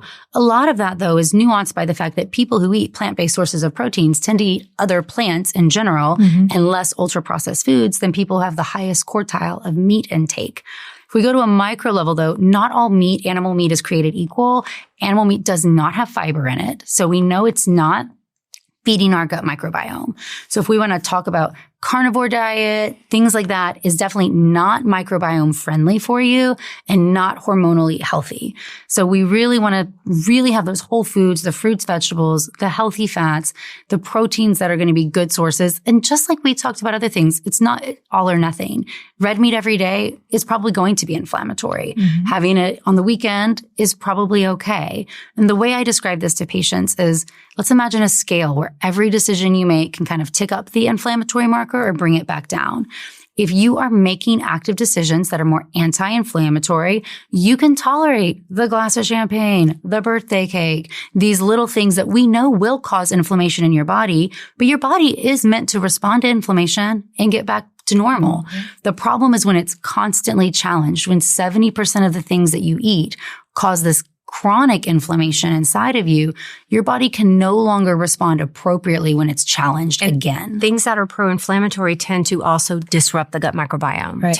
It all makes sense when you think about it. And there's quite a few studies that are coming out in the 4 to 5 years before the one point in time called menopause. So in late perimenopause, that there's a significant decrease in gut microbiome diversity. Oh, Zoe did that work. Yes. Yeah. And it's really interesting because of the second pass and the way that hormones are metabolized. When we have our natural cycle and we have an exposure of our sex hormones, the common cycle, then we have more diversity because the gut bugs help unwind, I guess is the... So we metabolize estrogen into inactive metabolites, and then they get excreted in the feces. So it goes through the liver and then dumped into the bile. And does that mean that if my gut microbiome is likely to be less diverse as I age, I need to be thinking more about the diversity of your plant foods? And this is what's really... probiotics, etc. Not over the counter. Okay. You first start with food, but not a pill that you're trying to take, but actually the food that you're putting into your body is the best nutrient for your gut microbiome is fiber. What about protein, Vonda? The way I like to approach nutrition for people is first having people notice what they're eating. And then from that, break it down into, well, how much of it is protein? How much it is fat? How much is carbs? Without that kind of education, it's almost meaningless. So when we've done that and I'm making recommendations for protein,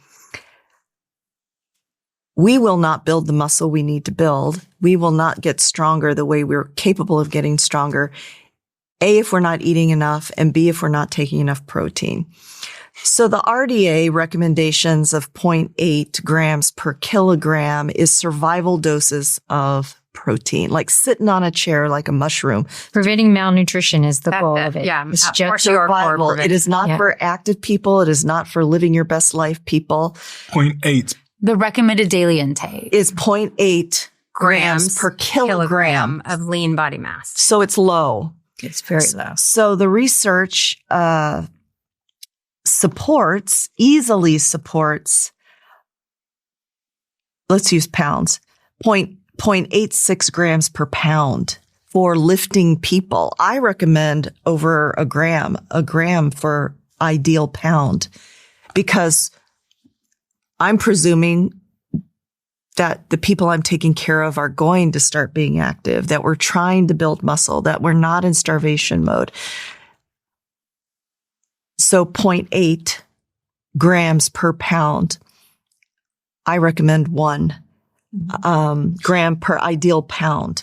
So there's some other research that's come out looking at skinny fat. So that's normal weight obesity. So not, as we're talking, Normal BMI, but internal High body fat. And then and what happens is they have low muscle mass. Mm-hmm. So they took a group of women, split them up. So you had a control group, and then you had this intervention group. And the only change they made, there's no exercise, and the only change they made was they brought the intervention group up to 1.6 grams of protein per kilogram. So that's 0.8 per pound.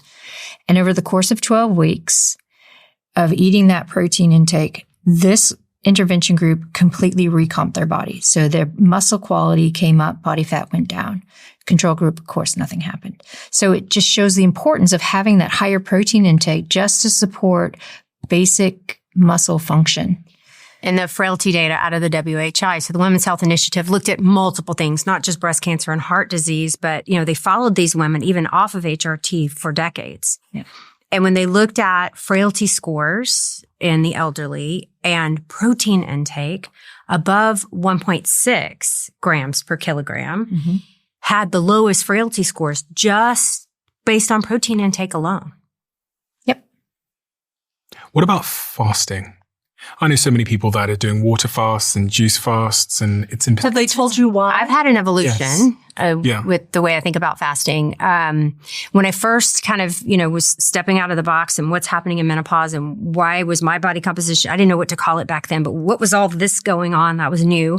And all my patients were having it as well. And these were my girlfriends. I worked in a small town with a big university, and these are PhDs, and we're running marathons. We're doing all this stuff, and everyone's kind of complaining of the same thing. And so fasting seemed to be helpful. And my girlfriends were trying, we all kind of did this fasting thing. And I was like super excited about it. Everybody felt better, blah, blah, blah, blah, blah. Okay. So fast forward, I'm learning more about hormones, body composition, protein intake, all of these needs. And suddenly, as I'm counseling my patients, I'm realizing I can't meet my own protein goals if I'm trying to fast at the same time. And I quickly realized if we're looking at health span, if we're looking at body composition, there may not be a lot of room for fasting for these patients, or for my girlfriends, and it is really difficult for my patients to reach their nutrition goals. So never at the expense of meeting your basic nutrition goals and your calorie needs. And it is really, really hard to do while fasting. So you may get a short-term benefit with weight loss, but there really doesn't now. Dr. Sims can get into the nitty-gritty of, But the basic idea of fasting, if we want to use the term fasting, we have to look at it as, are we talking about intermittent fasting or time-restricted eating? So intermittent fasting is kind of like, your water fast, your 5-day, 2-day, all that kind of crazy stuff, which for the most part, men can get away with and have a positive impact on body composition, but women can't. If we want to talk about time-restricted eating and working with our circadian rhythm, which is optimal, then you have breakfast or food within a half an hour of waking up that helps dampen that ghrelin and cortisol response I talked about before, so that everything's coming down, your hormones are starting to work properly, and your body's like, great, I'm ready to go. I can handle this. And then you're eating at regular intervals. And I try to have people have protein and fiber at every eating interval so that they are maximizing protein and fiber intake.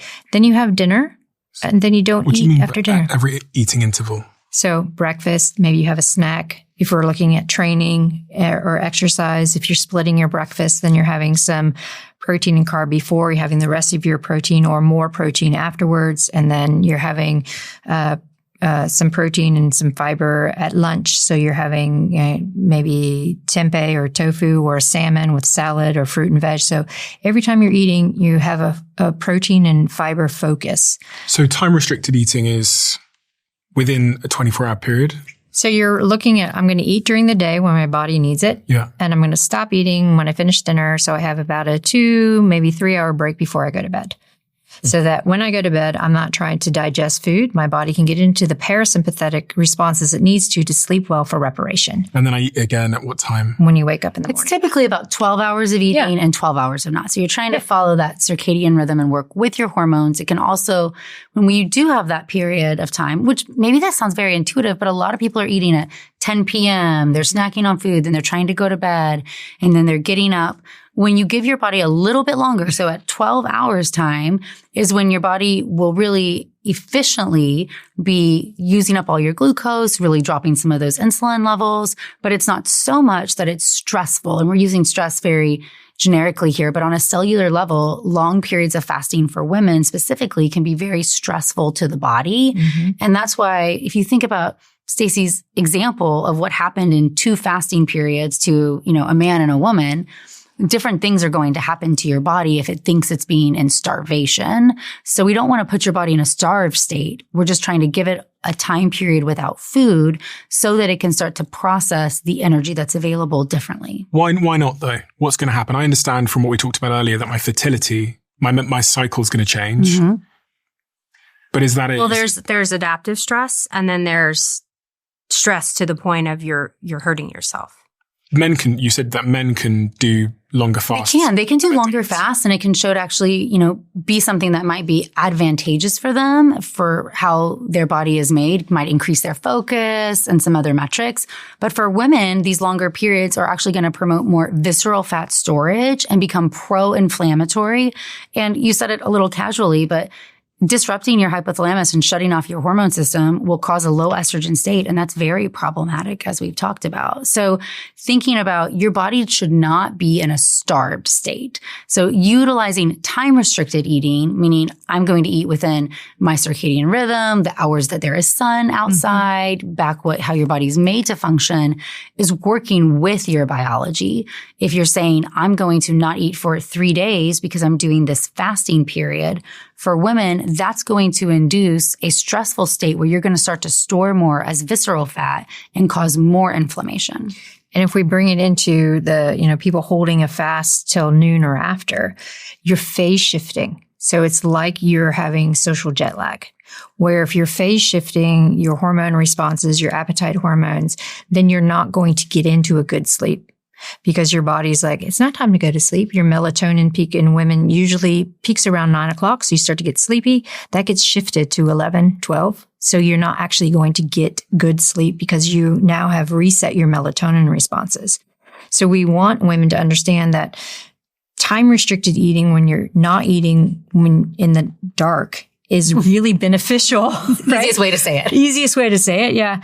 You're fueling for your body during the day because that's when it needs the fuel. That's when we want to be able to create an environment that's supportive to hormone health, supportive to muscle growth, to brain health, to all the things, and reducing stress when we can control that stress. So when you start phase shifting and holding fast and creating this stress on a circadian level, knowing that there's a circadian response on every cell as well as a total body circadian rhythm, that if you shift that, then we start seeing a lot of metabolic dysfunction, poor sleep. And unfortunately, we see this in shift workers because that's what's happening. They're having circadian shift. And they have significantly lower longevity. They live, I think I had 14 years less if you're working night shifts. I don't know. So you have higher rates of infertility, higher rates of pregnancy loss. You're more metabolically unhealthy. Of course, we're generalizing a group of people. Right. And sometimes I think we've all had moments of life where shift work was part of what we had to do. But night shift work, most people are not getting enough sleep during the day, and they're what we call flipping back and forth, right? Because you want to be on a daytime schedule on your off days and live your life, your family. That you're constantly sacrificing what your body needs. And what I tell people is you may, if you can get off of that, it will be a healthier life pattern. But in moments where it's not, you need to really prioritize trying to get enough sleep, making sure that you're taking care of yourself in the other time periods because you're set up for a place that is going to cause hormone dysfunction and impact your metabolic health. Mm-hmm. You believe the same, I believe. I advocate feeding ourselves for optimum health. To be any kind of active, you must feed yourself and stop eating 3 hours before bed. So what do you think of people that do these longer fasts? Do you think that they've just been given poor advice? Because I know, I was talking about Mel earlier, and I know she frequently does 3-day fasts. Because I think people think they've heard this term. Autophagy. Autophagy is the term. Take it, Stacy. So this is the thing with autophagy. You get that with exercise. So the idea of autophagy is recycling the sum of the parts of cells that have broken down or somehow become dysfunctional. So your body's really good at cleaning that out. We see with exercise, it invokes that autophagy. With fasting, it invokes that too, but not the severe fasting, like 3-day fast, that kind of stuff. When we're looking at the telomere changes that people say with fasting, you get that with exercise. Telomere. So telomere is points that we look on the DNA to see how you're aging. So we want longer telomere length because that means you are more stress resilient.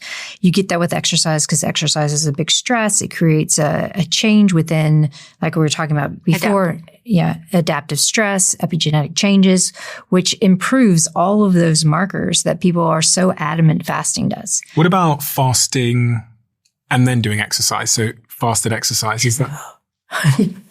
For women, no. That's what you taught me. For men, I'm going to say no as well, because when we're looking at the fueling mechanics of exercise, muscle is a very metabolically active tissue. Mm-hmm. If your body is trying to fuel itself, it's going to break down the very first thing that's creating energetic need, which is muscle. We see in women, so you're going to lose muscle. Mm-hmm, you're going to break it down and use the amino acids as fuel. You can tap into blood glucose and some fat, but when you aren't bringing blood glucose up through eating first, it's really hard for your body to understand that this is what you want it to do. So it's like, okay, I need to conserve fat. I don't want to go through all the glucose that I have because I need it for brain health.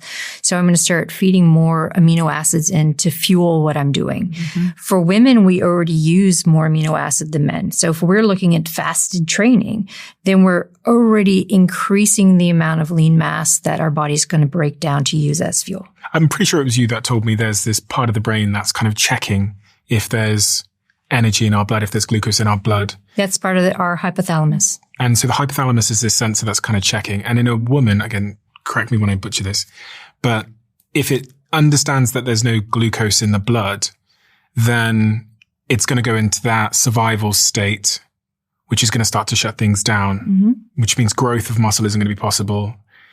Because once upon a time, I guess that stress without the fuel would have been a threat, especially in the context of like my menstrual cycle and my reproductive health. That's a good way of wrapping it up. Yeah. It's not that we don't have blood glucose. It's low blood glucose and no nutrients coming in that the hypothalamus is sensing. So we're looking at neuropeptide responses within the brain, within the hypothalamus that controls appetite hormone, the way that your body's using fuel. So if we don't have stuff coming in, the hypothalamus is like, oh, wait a second, what's going on here? Is it fair to say the woman's body is more, I was going to say stubborn, but that's slightly negative, less flexible than a man's? More complex. It's complex and more stress resilient. Itself. It's very much stress resilient. So it's very defendable. It's trying to protect you. It really is looking at what is it going to do to keep your functions happening in balance. But because women can get pregnant and pregnancy is not a health neutral state, it's a huge strain on the body. That is an extra layer of one of the things that sometimes decides I'm going to put this to the side because I'm going to protect, keep you functioning. I want to work on all of our other body functions. We're going to shut off that side that's not sending out FSH and LH and making reproductive hormones. Because we can't afford to keep you healthy, then we definitely can't afford to grow a baby and keep you healthy. If you are pregnant and go through times of severe stress, illness, injury, your body will eject what is in the womb through a miscarriage or, early pregnancy loss or preterm labor, because it is always going to try to protect you first. Mm-hmm. So you're at higher risk of a failed pregnancy. Mm-hmm. I wonder if I could frame your question about Mel and the way I frame all the advice, whether it's research advice or internet advice, is you have to know what your goal is. What is Mel's goal? Or your goal, because listen, they're exclusive.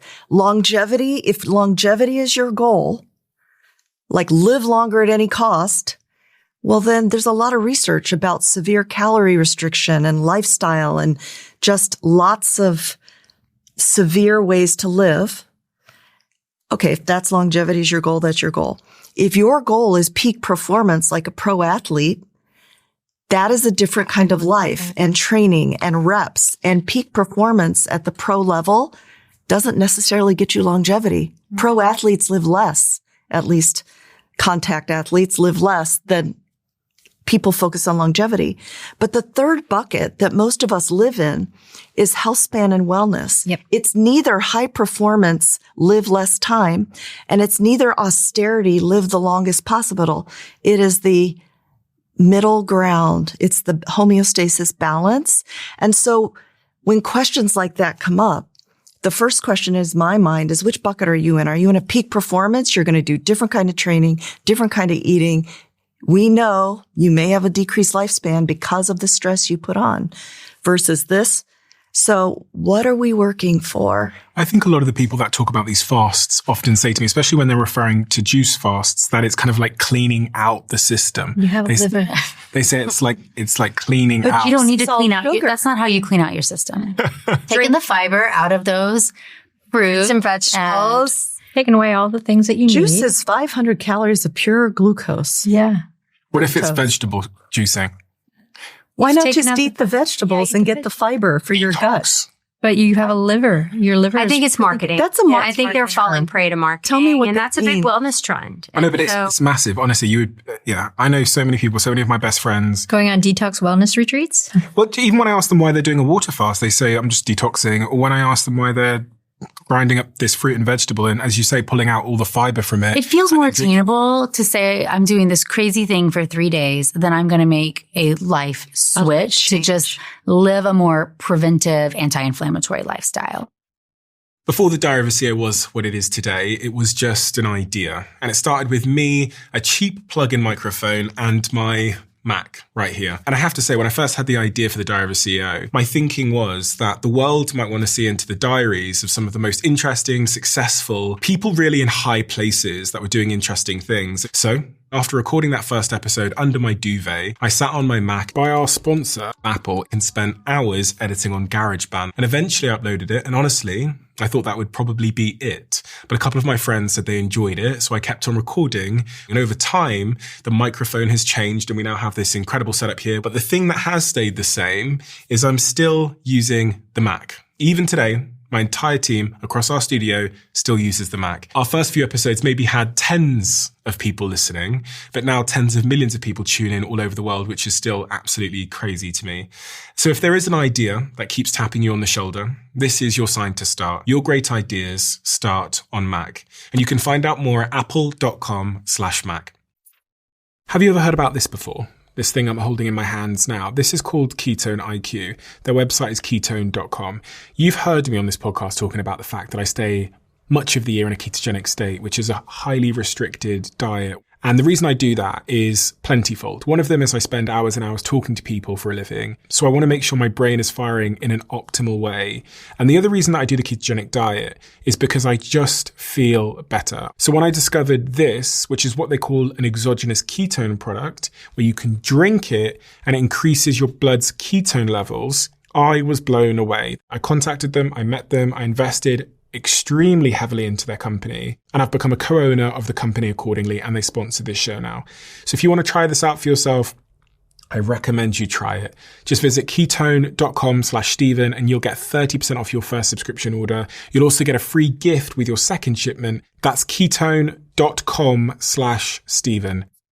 And in terms of supplements generally, do you know, again, not to bring Mel into this for the 1,000th time today, but a couple of Christmases ago, I told her that she should be having creatine because all these people on my podcast told me it. And she said, no, it's for bodybuilders. Yeah.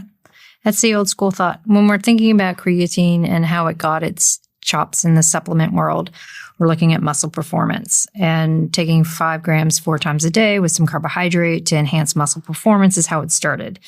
But when you start really disseminating down into the health aspects of creatine is used in every fast energetic of the body. So that means your brain, your heart, your gut, muscle, everything that requires energy from 0 to 30 seconds, creatine is involved. Women have about 70-80% of the stores of men. And when we start looking at all the different types of diets that are out there, lots of exclusionary food diets, then the intake of creatine is lower. what we're finding in the research from health perspective is that it does so many positive things when you're able to saturate the tissues to bring it up with even a small dose of 3 to 5 grams a day. Our liver makes about 3, but we don't necessarily eat enough to help supplement all of the tissues. How much would it take? Like 12 chicken breasts or something? 22. Okay. 22 chicken breasts. A lot. So when we look at the supplementation and being able to saturate all of our tissues thoroughly to support those fast energetics, we see things like better cognition, focus. We see a faster recovery from small brain traumatic, like a friend's daughter hit her head on the laundry door of the dryer and got a TBI or a small concussion from that, started using creatine, came out of it a lot faster. I mean, there are things that help with brain metabolism. We see women who have incidences with IBS or gut issues, and they're using creatine. It helps decrease the symptomology. We're seeing now studies coming out about fatigue, and this is where the 0.38 grams per kilogram of body weight, or the equivalent of 20 grams if you're 60 kilos, helps with fatigue and focus, especially if you're under a lot of high stress. Because if you're under a lot of high stress, your body's going through a lot of blood glucose trying to keep up with that stress. So creatine isn't just the bodybuilding set. There's so many different health benefits, and it keeps coming out with more and more research to show how beneficial creatine is. Could you give me the menopause supplement stack, if there is such a thing? Okay. So in general, we're not going to cure menopause with supplements. Let me just take straight up. Okay.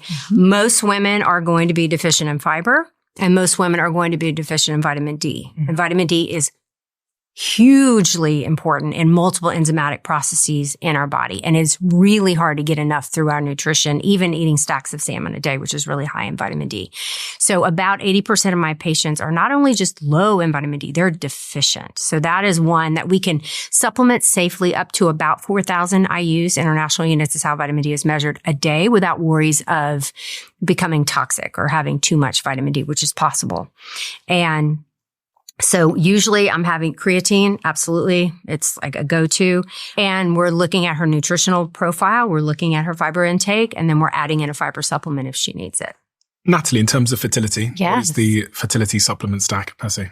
And first and foremost, we're going to say that if you are trying to get pregnant, which by asking fertility, we're going to presume, we want to make sure you have folic acid on board. So folic acid is the essential component, one very important part in cell division, but it's essential for a baby when it comes to brain development and spinal cord development. We call these neural tube defects.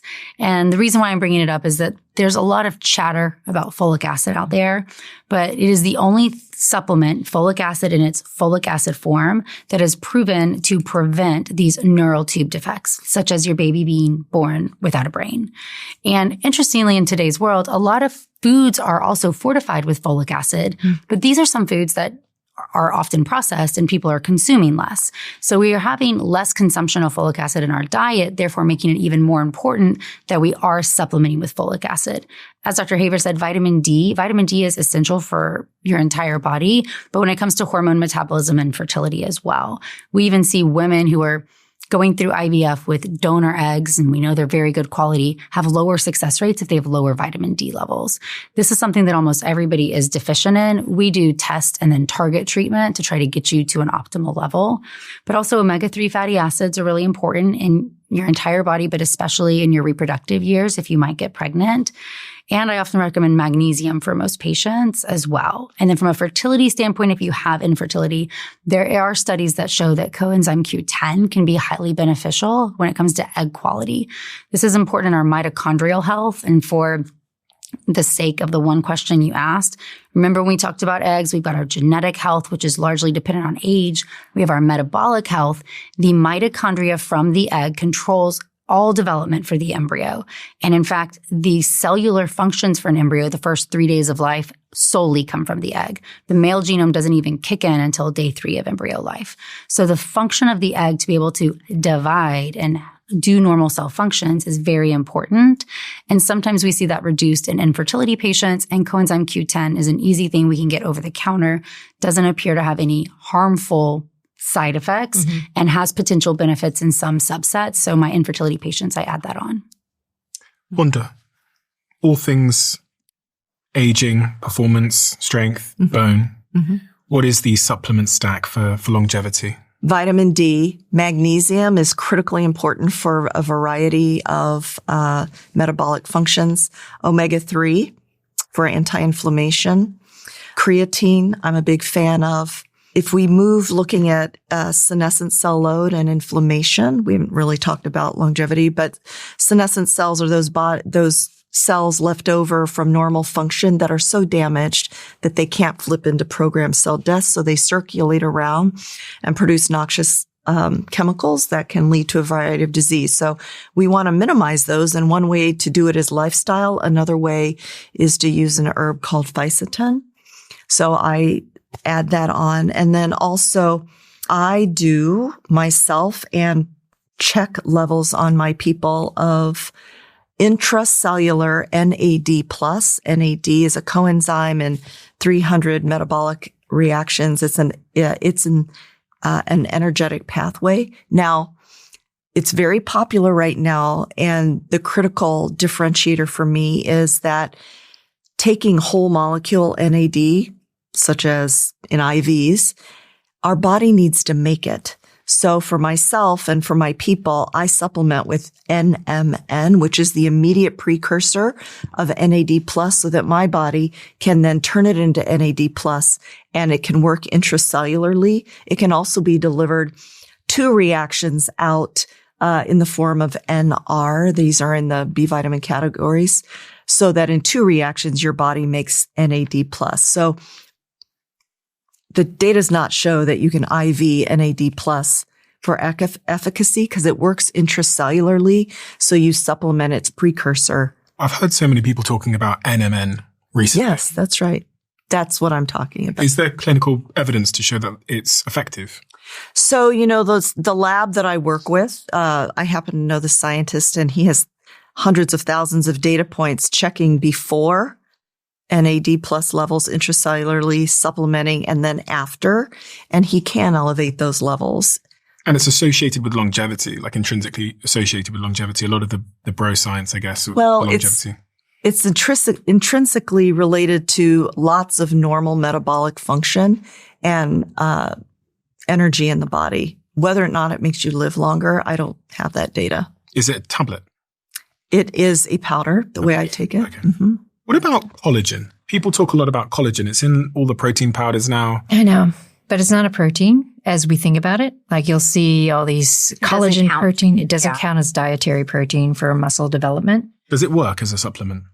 Depends on what you're looking for. Yeah, exactly. And Mike Ormsby out of University of Southern Florida, he has been doing quite a bit of research on collagen and joint pain.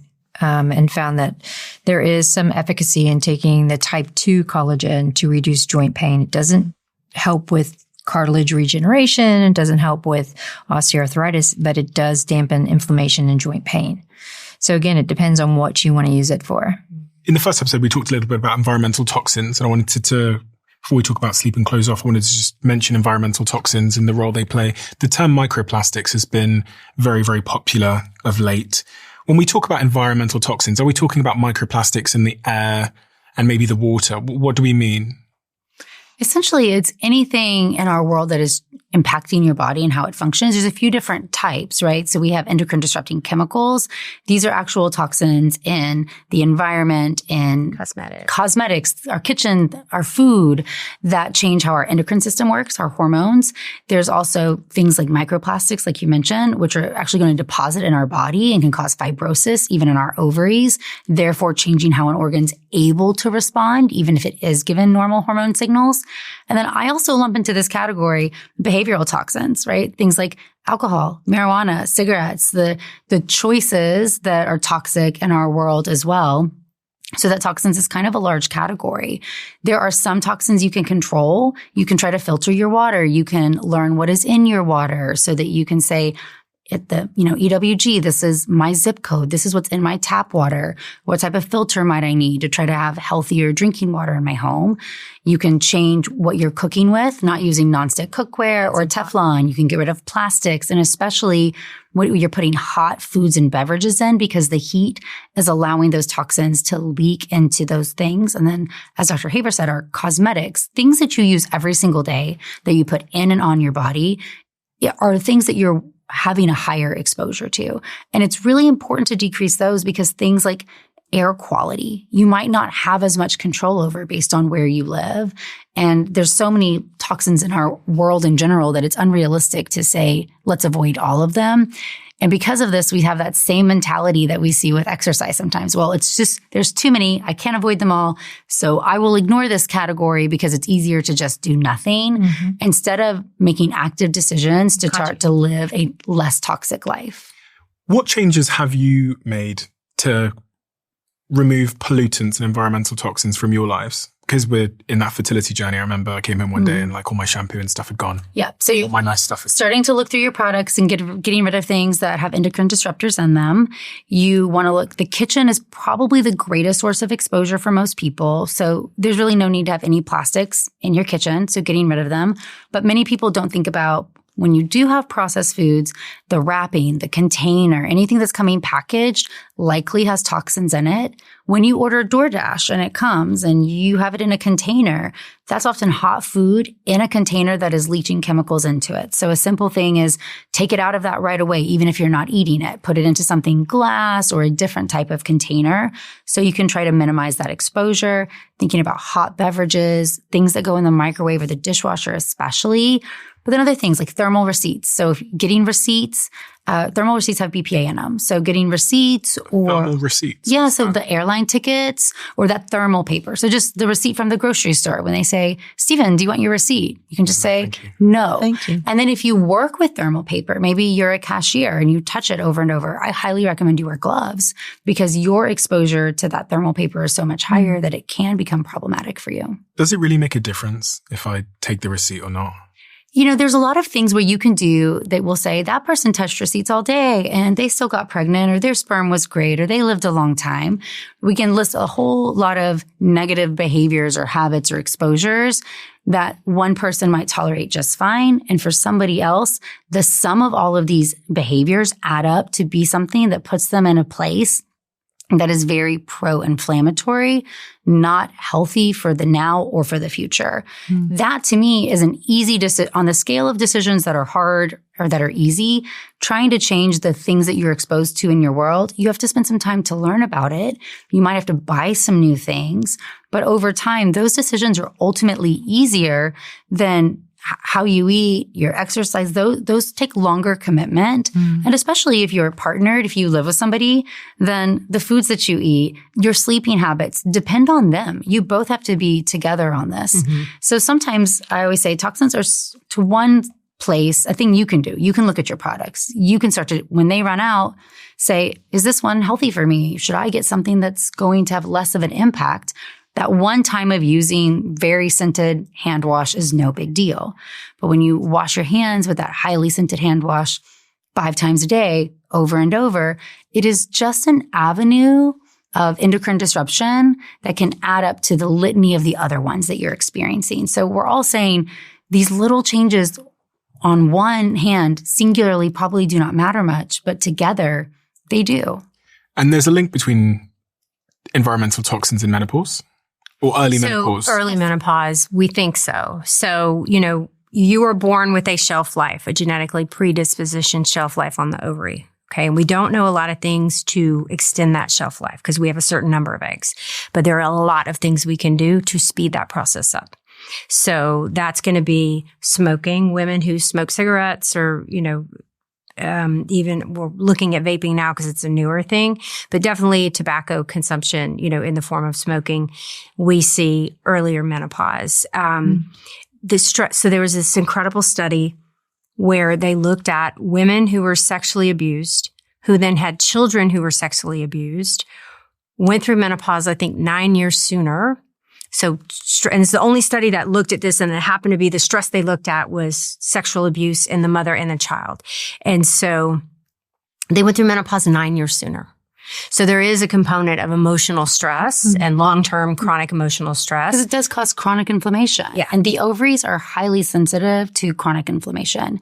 We know that BPA exposure has shown that if you have a higher level of BPA exposure, you have lower ovarian reserve, meaning less eggs in your ovary will go into menopause earlier. And what is BPA? BPA is one of those environmental chemicals that we're exposed to largely through plastics, but it's also one that's in the thermal receipt paper that we're trying to avoid our exposure to.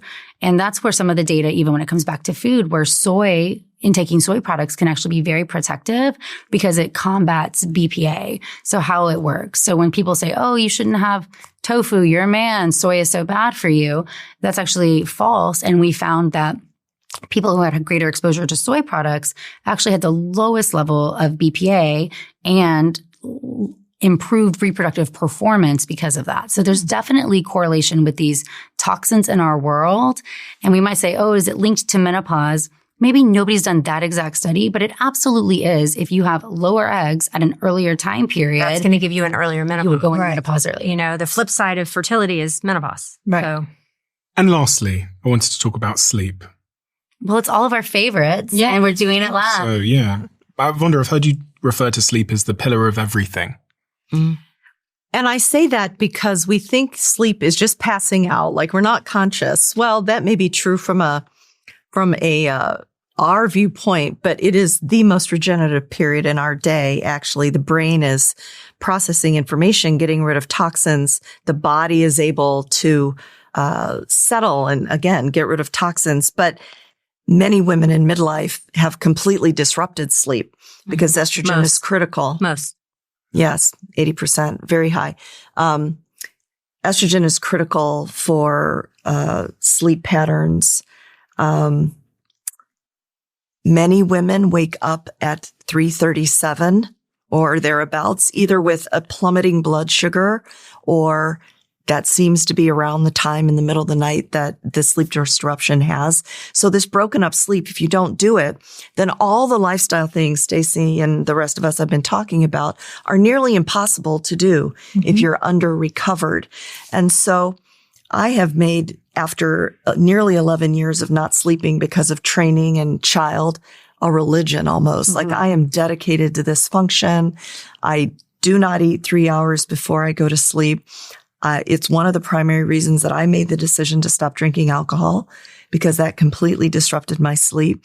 And I am more conscious of circadian rhythm than I've ever been in my life, meaning I go to bed when except probably when I'm traveling, but at the exact same time every night.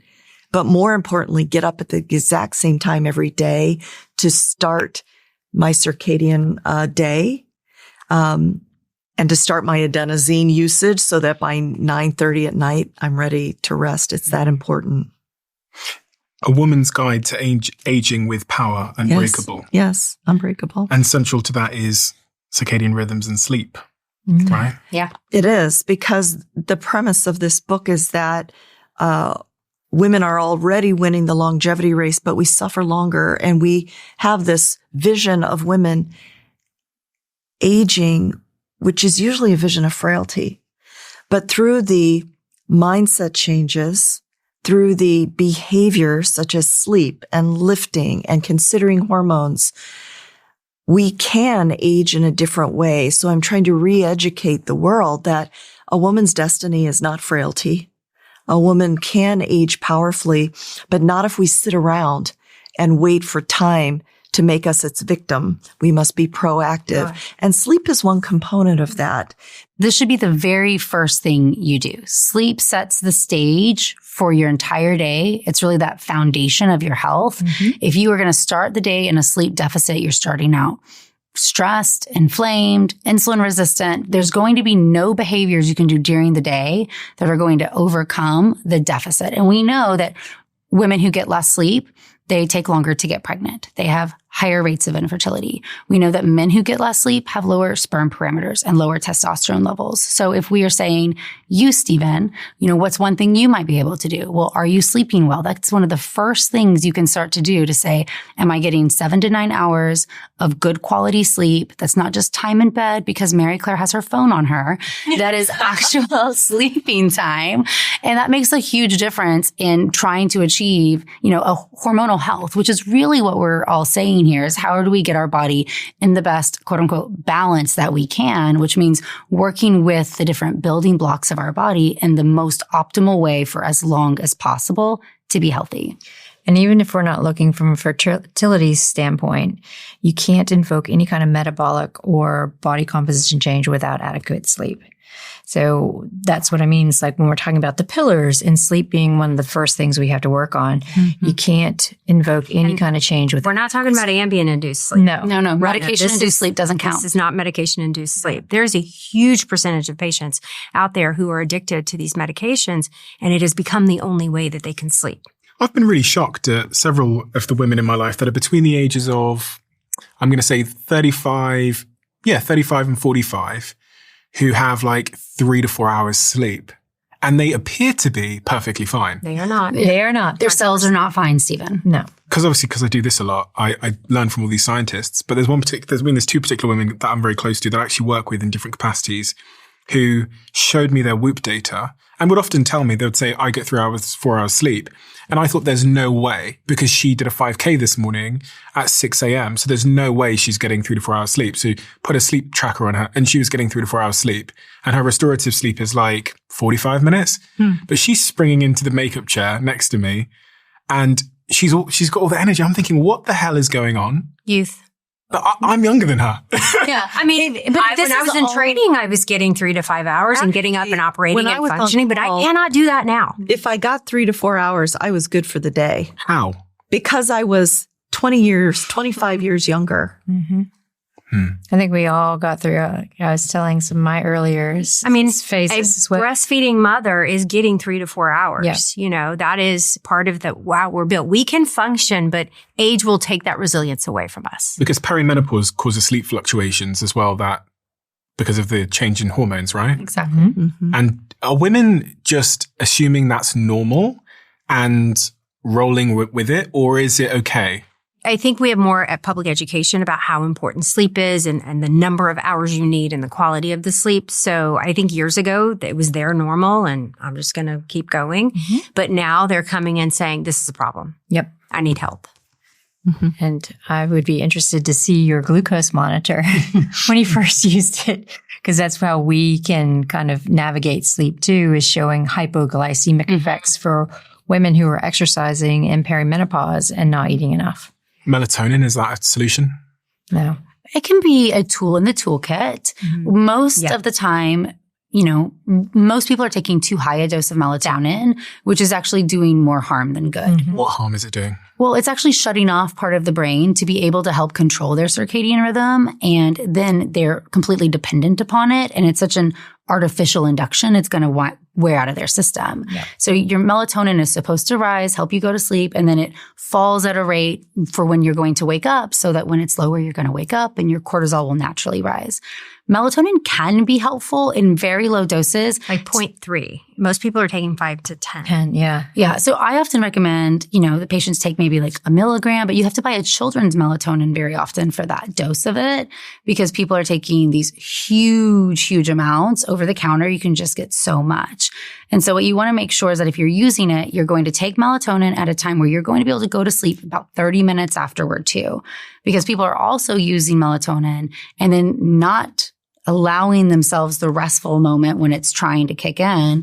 And then they're taking more or they're staying up later and they're suppressing their brain's ability to make their own melatonin. One of the questions we had from the audience was from a young woman that said, I'm 24 years old and I struggle so much to fall asleep.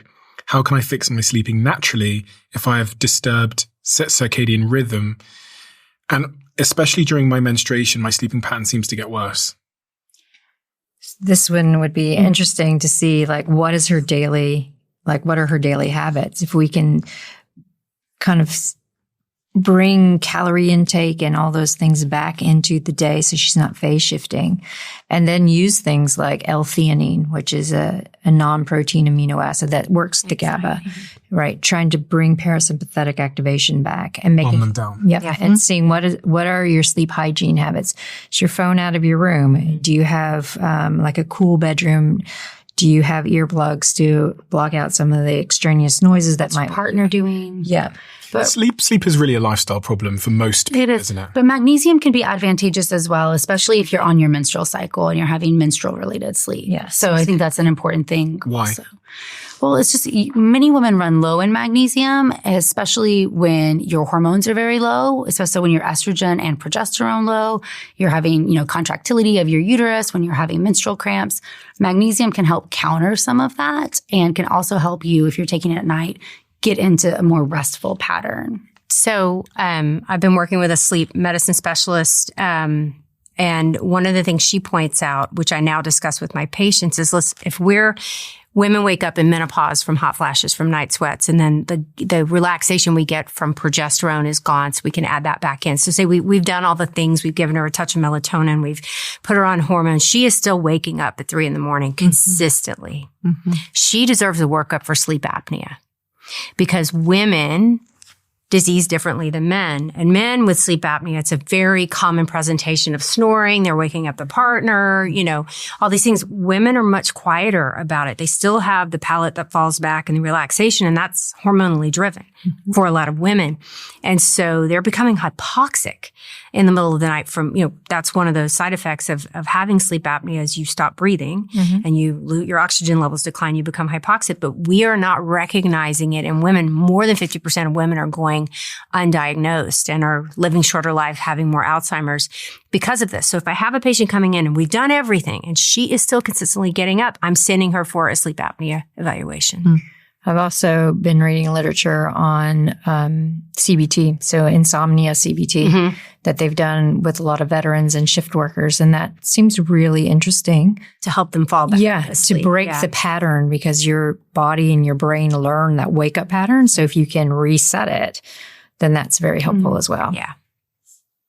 What is the most important thing we should have talked about that we didn't talk about, Dr. Wright?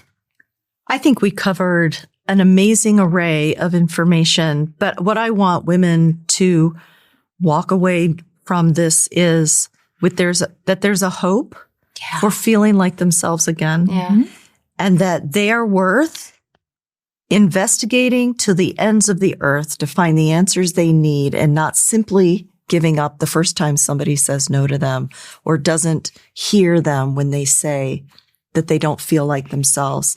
They must continue to pursue it. And number 3, that they are worth the work that it takes to age with power.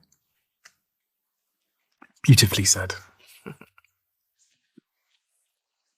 Octavia? You really do need to be the CEO of your own healthcare. We have a medical system that was not built to serve the aging woman. After reproduction ends, it's just we become small men with breast and uteruses, to quote Dr. Sims. And it's okay to educate yourself. It's okay to read the books. It's okay to go in educated with checklists, and you're going to probably have to do that and to go find someone who's educated in the health of women after reproduction ends. And that could be your internist. It could be family medicine, but there's no one owns menopause when life after reproduction ends. No specialty really owns it. And so you are going to have to quarterback a lot of it yourself until you find the right partner in this care, but it is worth it. Beautifully said as well. Yeah. I think when it comes to your health journey, nobody is really responsible for it except you. But there's this idea that we should wait until things are wrong to then go get them fixed. And what we are all trying to do across the spectrum of, women's health and their lifespan is to say, many of these things, if we start focusing on them much earlier and take a preventive approach, which is often against some of these recommendations about when you should screen or when you should do testing. But if we say, well, what is best for you as an individual, focus on setting up a life that is going to help prevent some of these diseased outcomes, start testing things earlier, you're going to be in a position of power to make the decisions that are right for you from a place of education and not be left making them out of fear or misinformation or not knowing. Because women will go through these stages. Time will make your fertility decisions for you if you do not. That's a fact, that your ovaries will stop functioning. You will go into menopause. So we need to both prepare for our reproductive years, optimize our fertility the best we can if that's a life goal for us, but to realize that it doesn't stop there, that have to prepare for the next stage of the journey and what that's going to look like for you. But the steps to take care of yourself start well before if you're able to. I look at the research and the health outcomes right now for women, and it is a very confusing space. So I always preface with the fact that I want women to be empowered. And how do you do that? You can't Google things and find out. So it's asking questions. It's sharing information. Most of all, taking up the space because you've earned it. I get so tired of the rhetoric that women should be small and demure and be like a delicate flower and things are happening to them that they can't control. I want the narrative to shift. I want people to say, I own the space. I'm taking up the space. And I don't like to use the word right because it invokes a lot of angst, but it is your ability to understand your own body and advocate for yourself that's going to allow you to take up that space and get the answers that you want. I've been advocating for so many women, myself included, and the pushback that you get from the medical society is real. It's not that they necessarily are trying to gaslight you, but it's just a product of the system. So you do have to push those boundaries. You do have to ask those hard questions. You do have to go in prepared to have that pushback, but take that space because everybody deserves a place at the table. And women's healthcare is being shunted in a way right now that is really unacceptable. And we need to have groundswell movement to push back. Thank you all so much. Thank you. Thank you. I really mean that. I'm thanking you on behalf of the many millions of people that are probably listening to this conversation. Because, your conversations on this show have delivered more than 30 million downloads between you. So across YouTube and across audio, I was looking at the numbers and it's staggering. And you think about the impact of reaching potentially 30 million people just on this show in long form, and then their friends and then their family, and then the advice that they give to everybody they know. And that domino effect is causing this wonderful ripple across the planet. And it's turning the lights on in different households and within families and amongst business owners like myself, so that we can all cater to the plight, I guess, of women's health in a more effective way. Because, even as a man, I've learned, so much from you four. Great. And the impact it's had on my life through improving how I show up for the women in my life, but also the way that I'm able to respond and support my partner, my sister, my mother in difficult times has been profound. And I think and well done to all the men that have listened to this conversation and have gotten to this stage, because I know you often don't think it's a problem that you're going to deal with, but when 51% or 52% of the planet are women, is going to be a huge part of your life, whether as you having daughters or sisters or mothers. And through all of the work that you've done, I've been able to understand the women in my life better. And actually that's protected my relationships. And if it's protected my relationships, it's protecting me. And I've really noticed that. I've noticed how I've changed, especially through understanding the menstrual cycle, how I treat my partner. But it's you four are like the Avengers of what you do. You're the very best in your industries. And I highly recommend everybody goes and checks out. I'm going to link all of your books below. Unbreakable, the fertility formula, the new menopause. I believe you've got a new book on the way. Perimenopause. The new perimenopause. I'll link that as well if it's available for pre-order and raw. But also just you all make content, have Instagram pages and have websites. So all of that will be linked in the description below. And if you want to go deeper on these subjects that we've talked about today, then those are the doorways into a deeper understanding. I appreciate you all so much. Thank you. We've been recording for 9 hours now, and I'm sure it's had a profound impact on a lot of people. Love it. So hey, thank you. Thank you.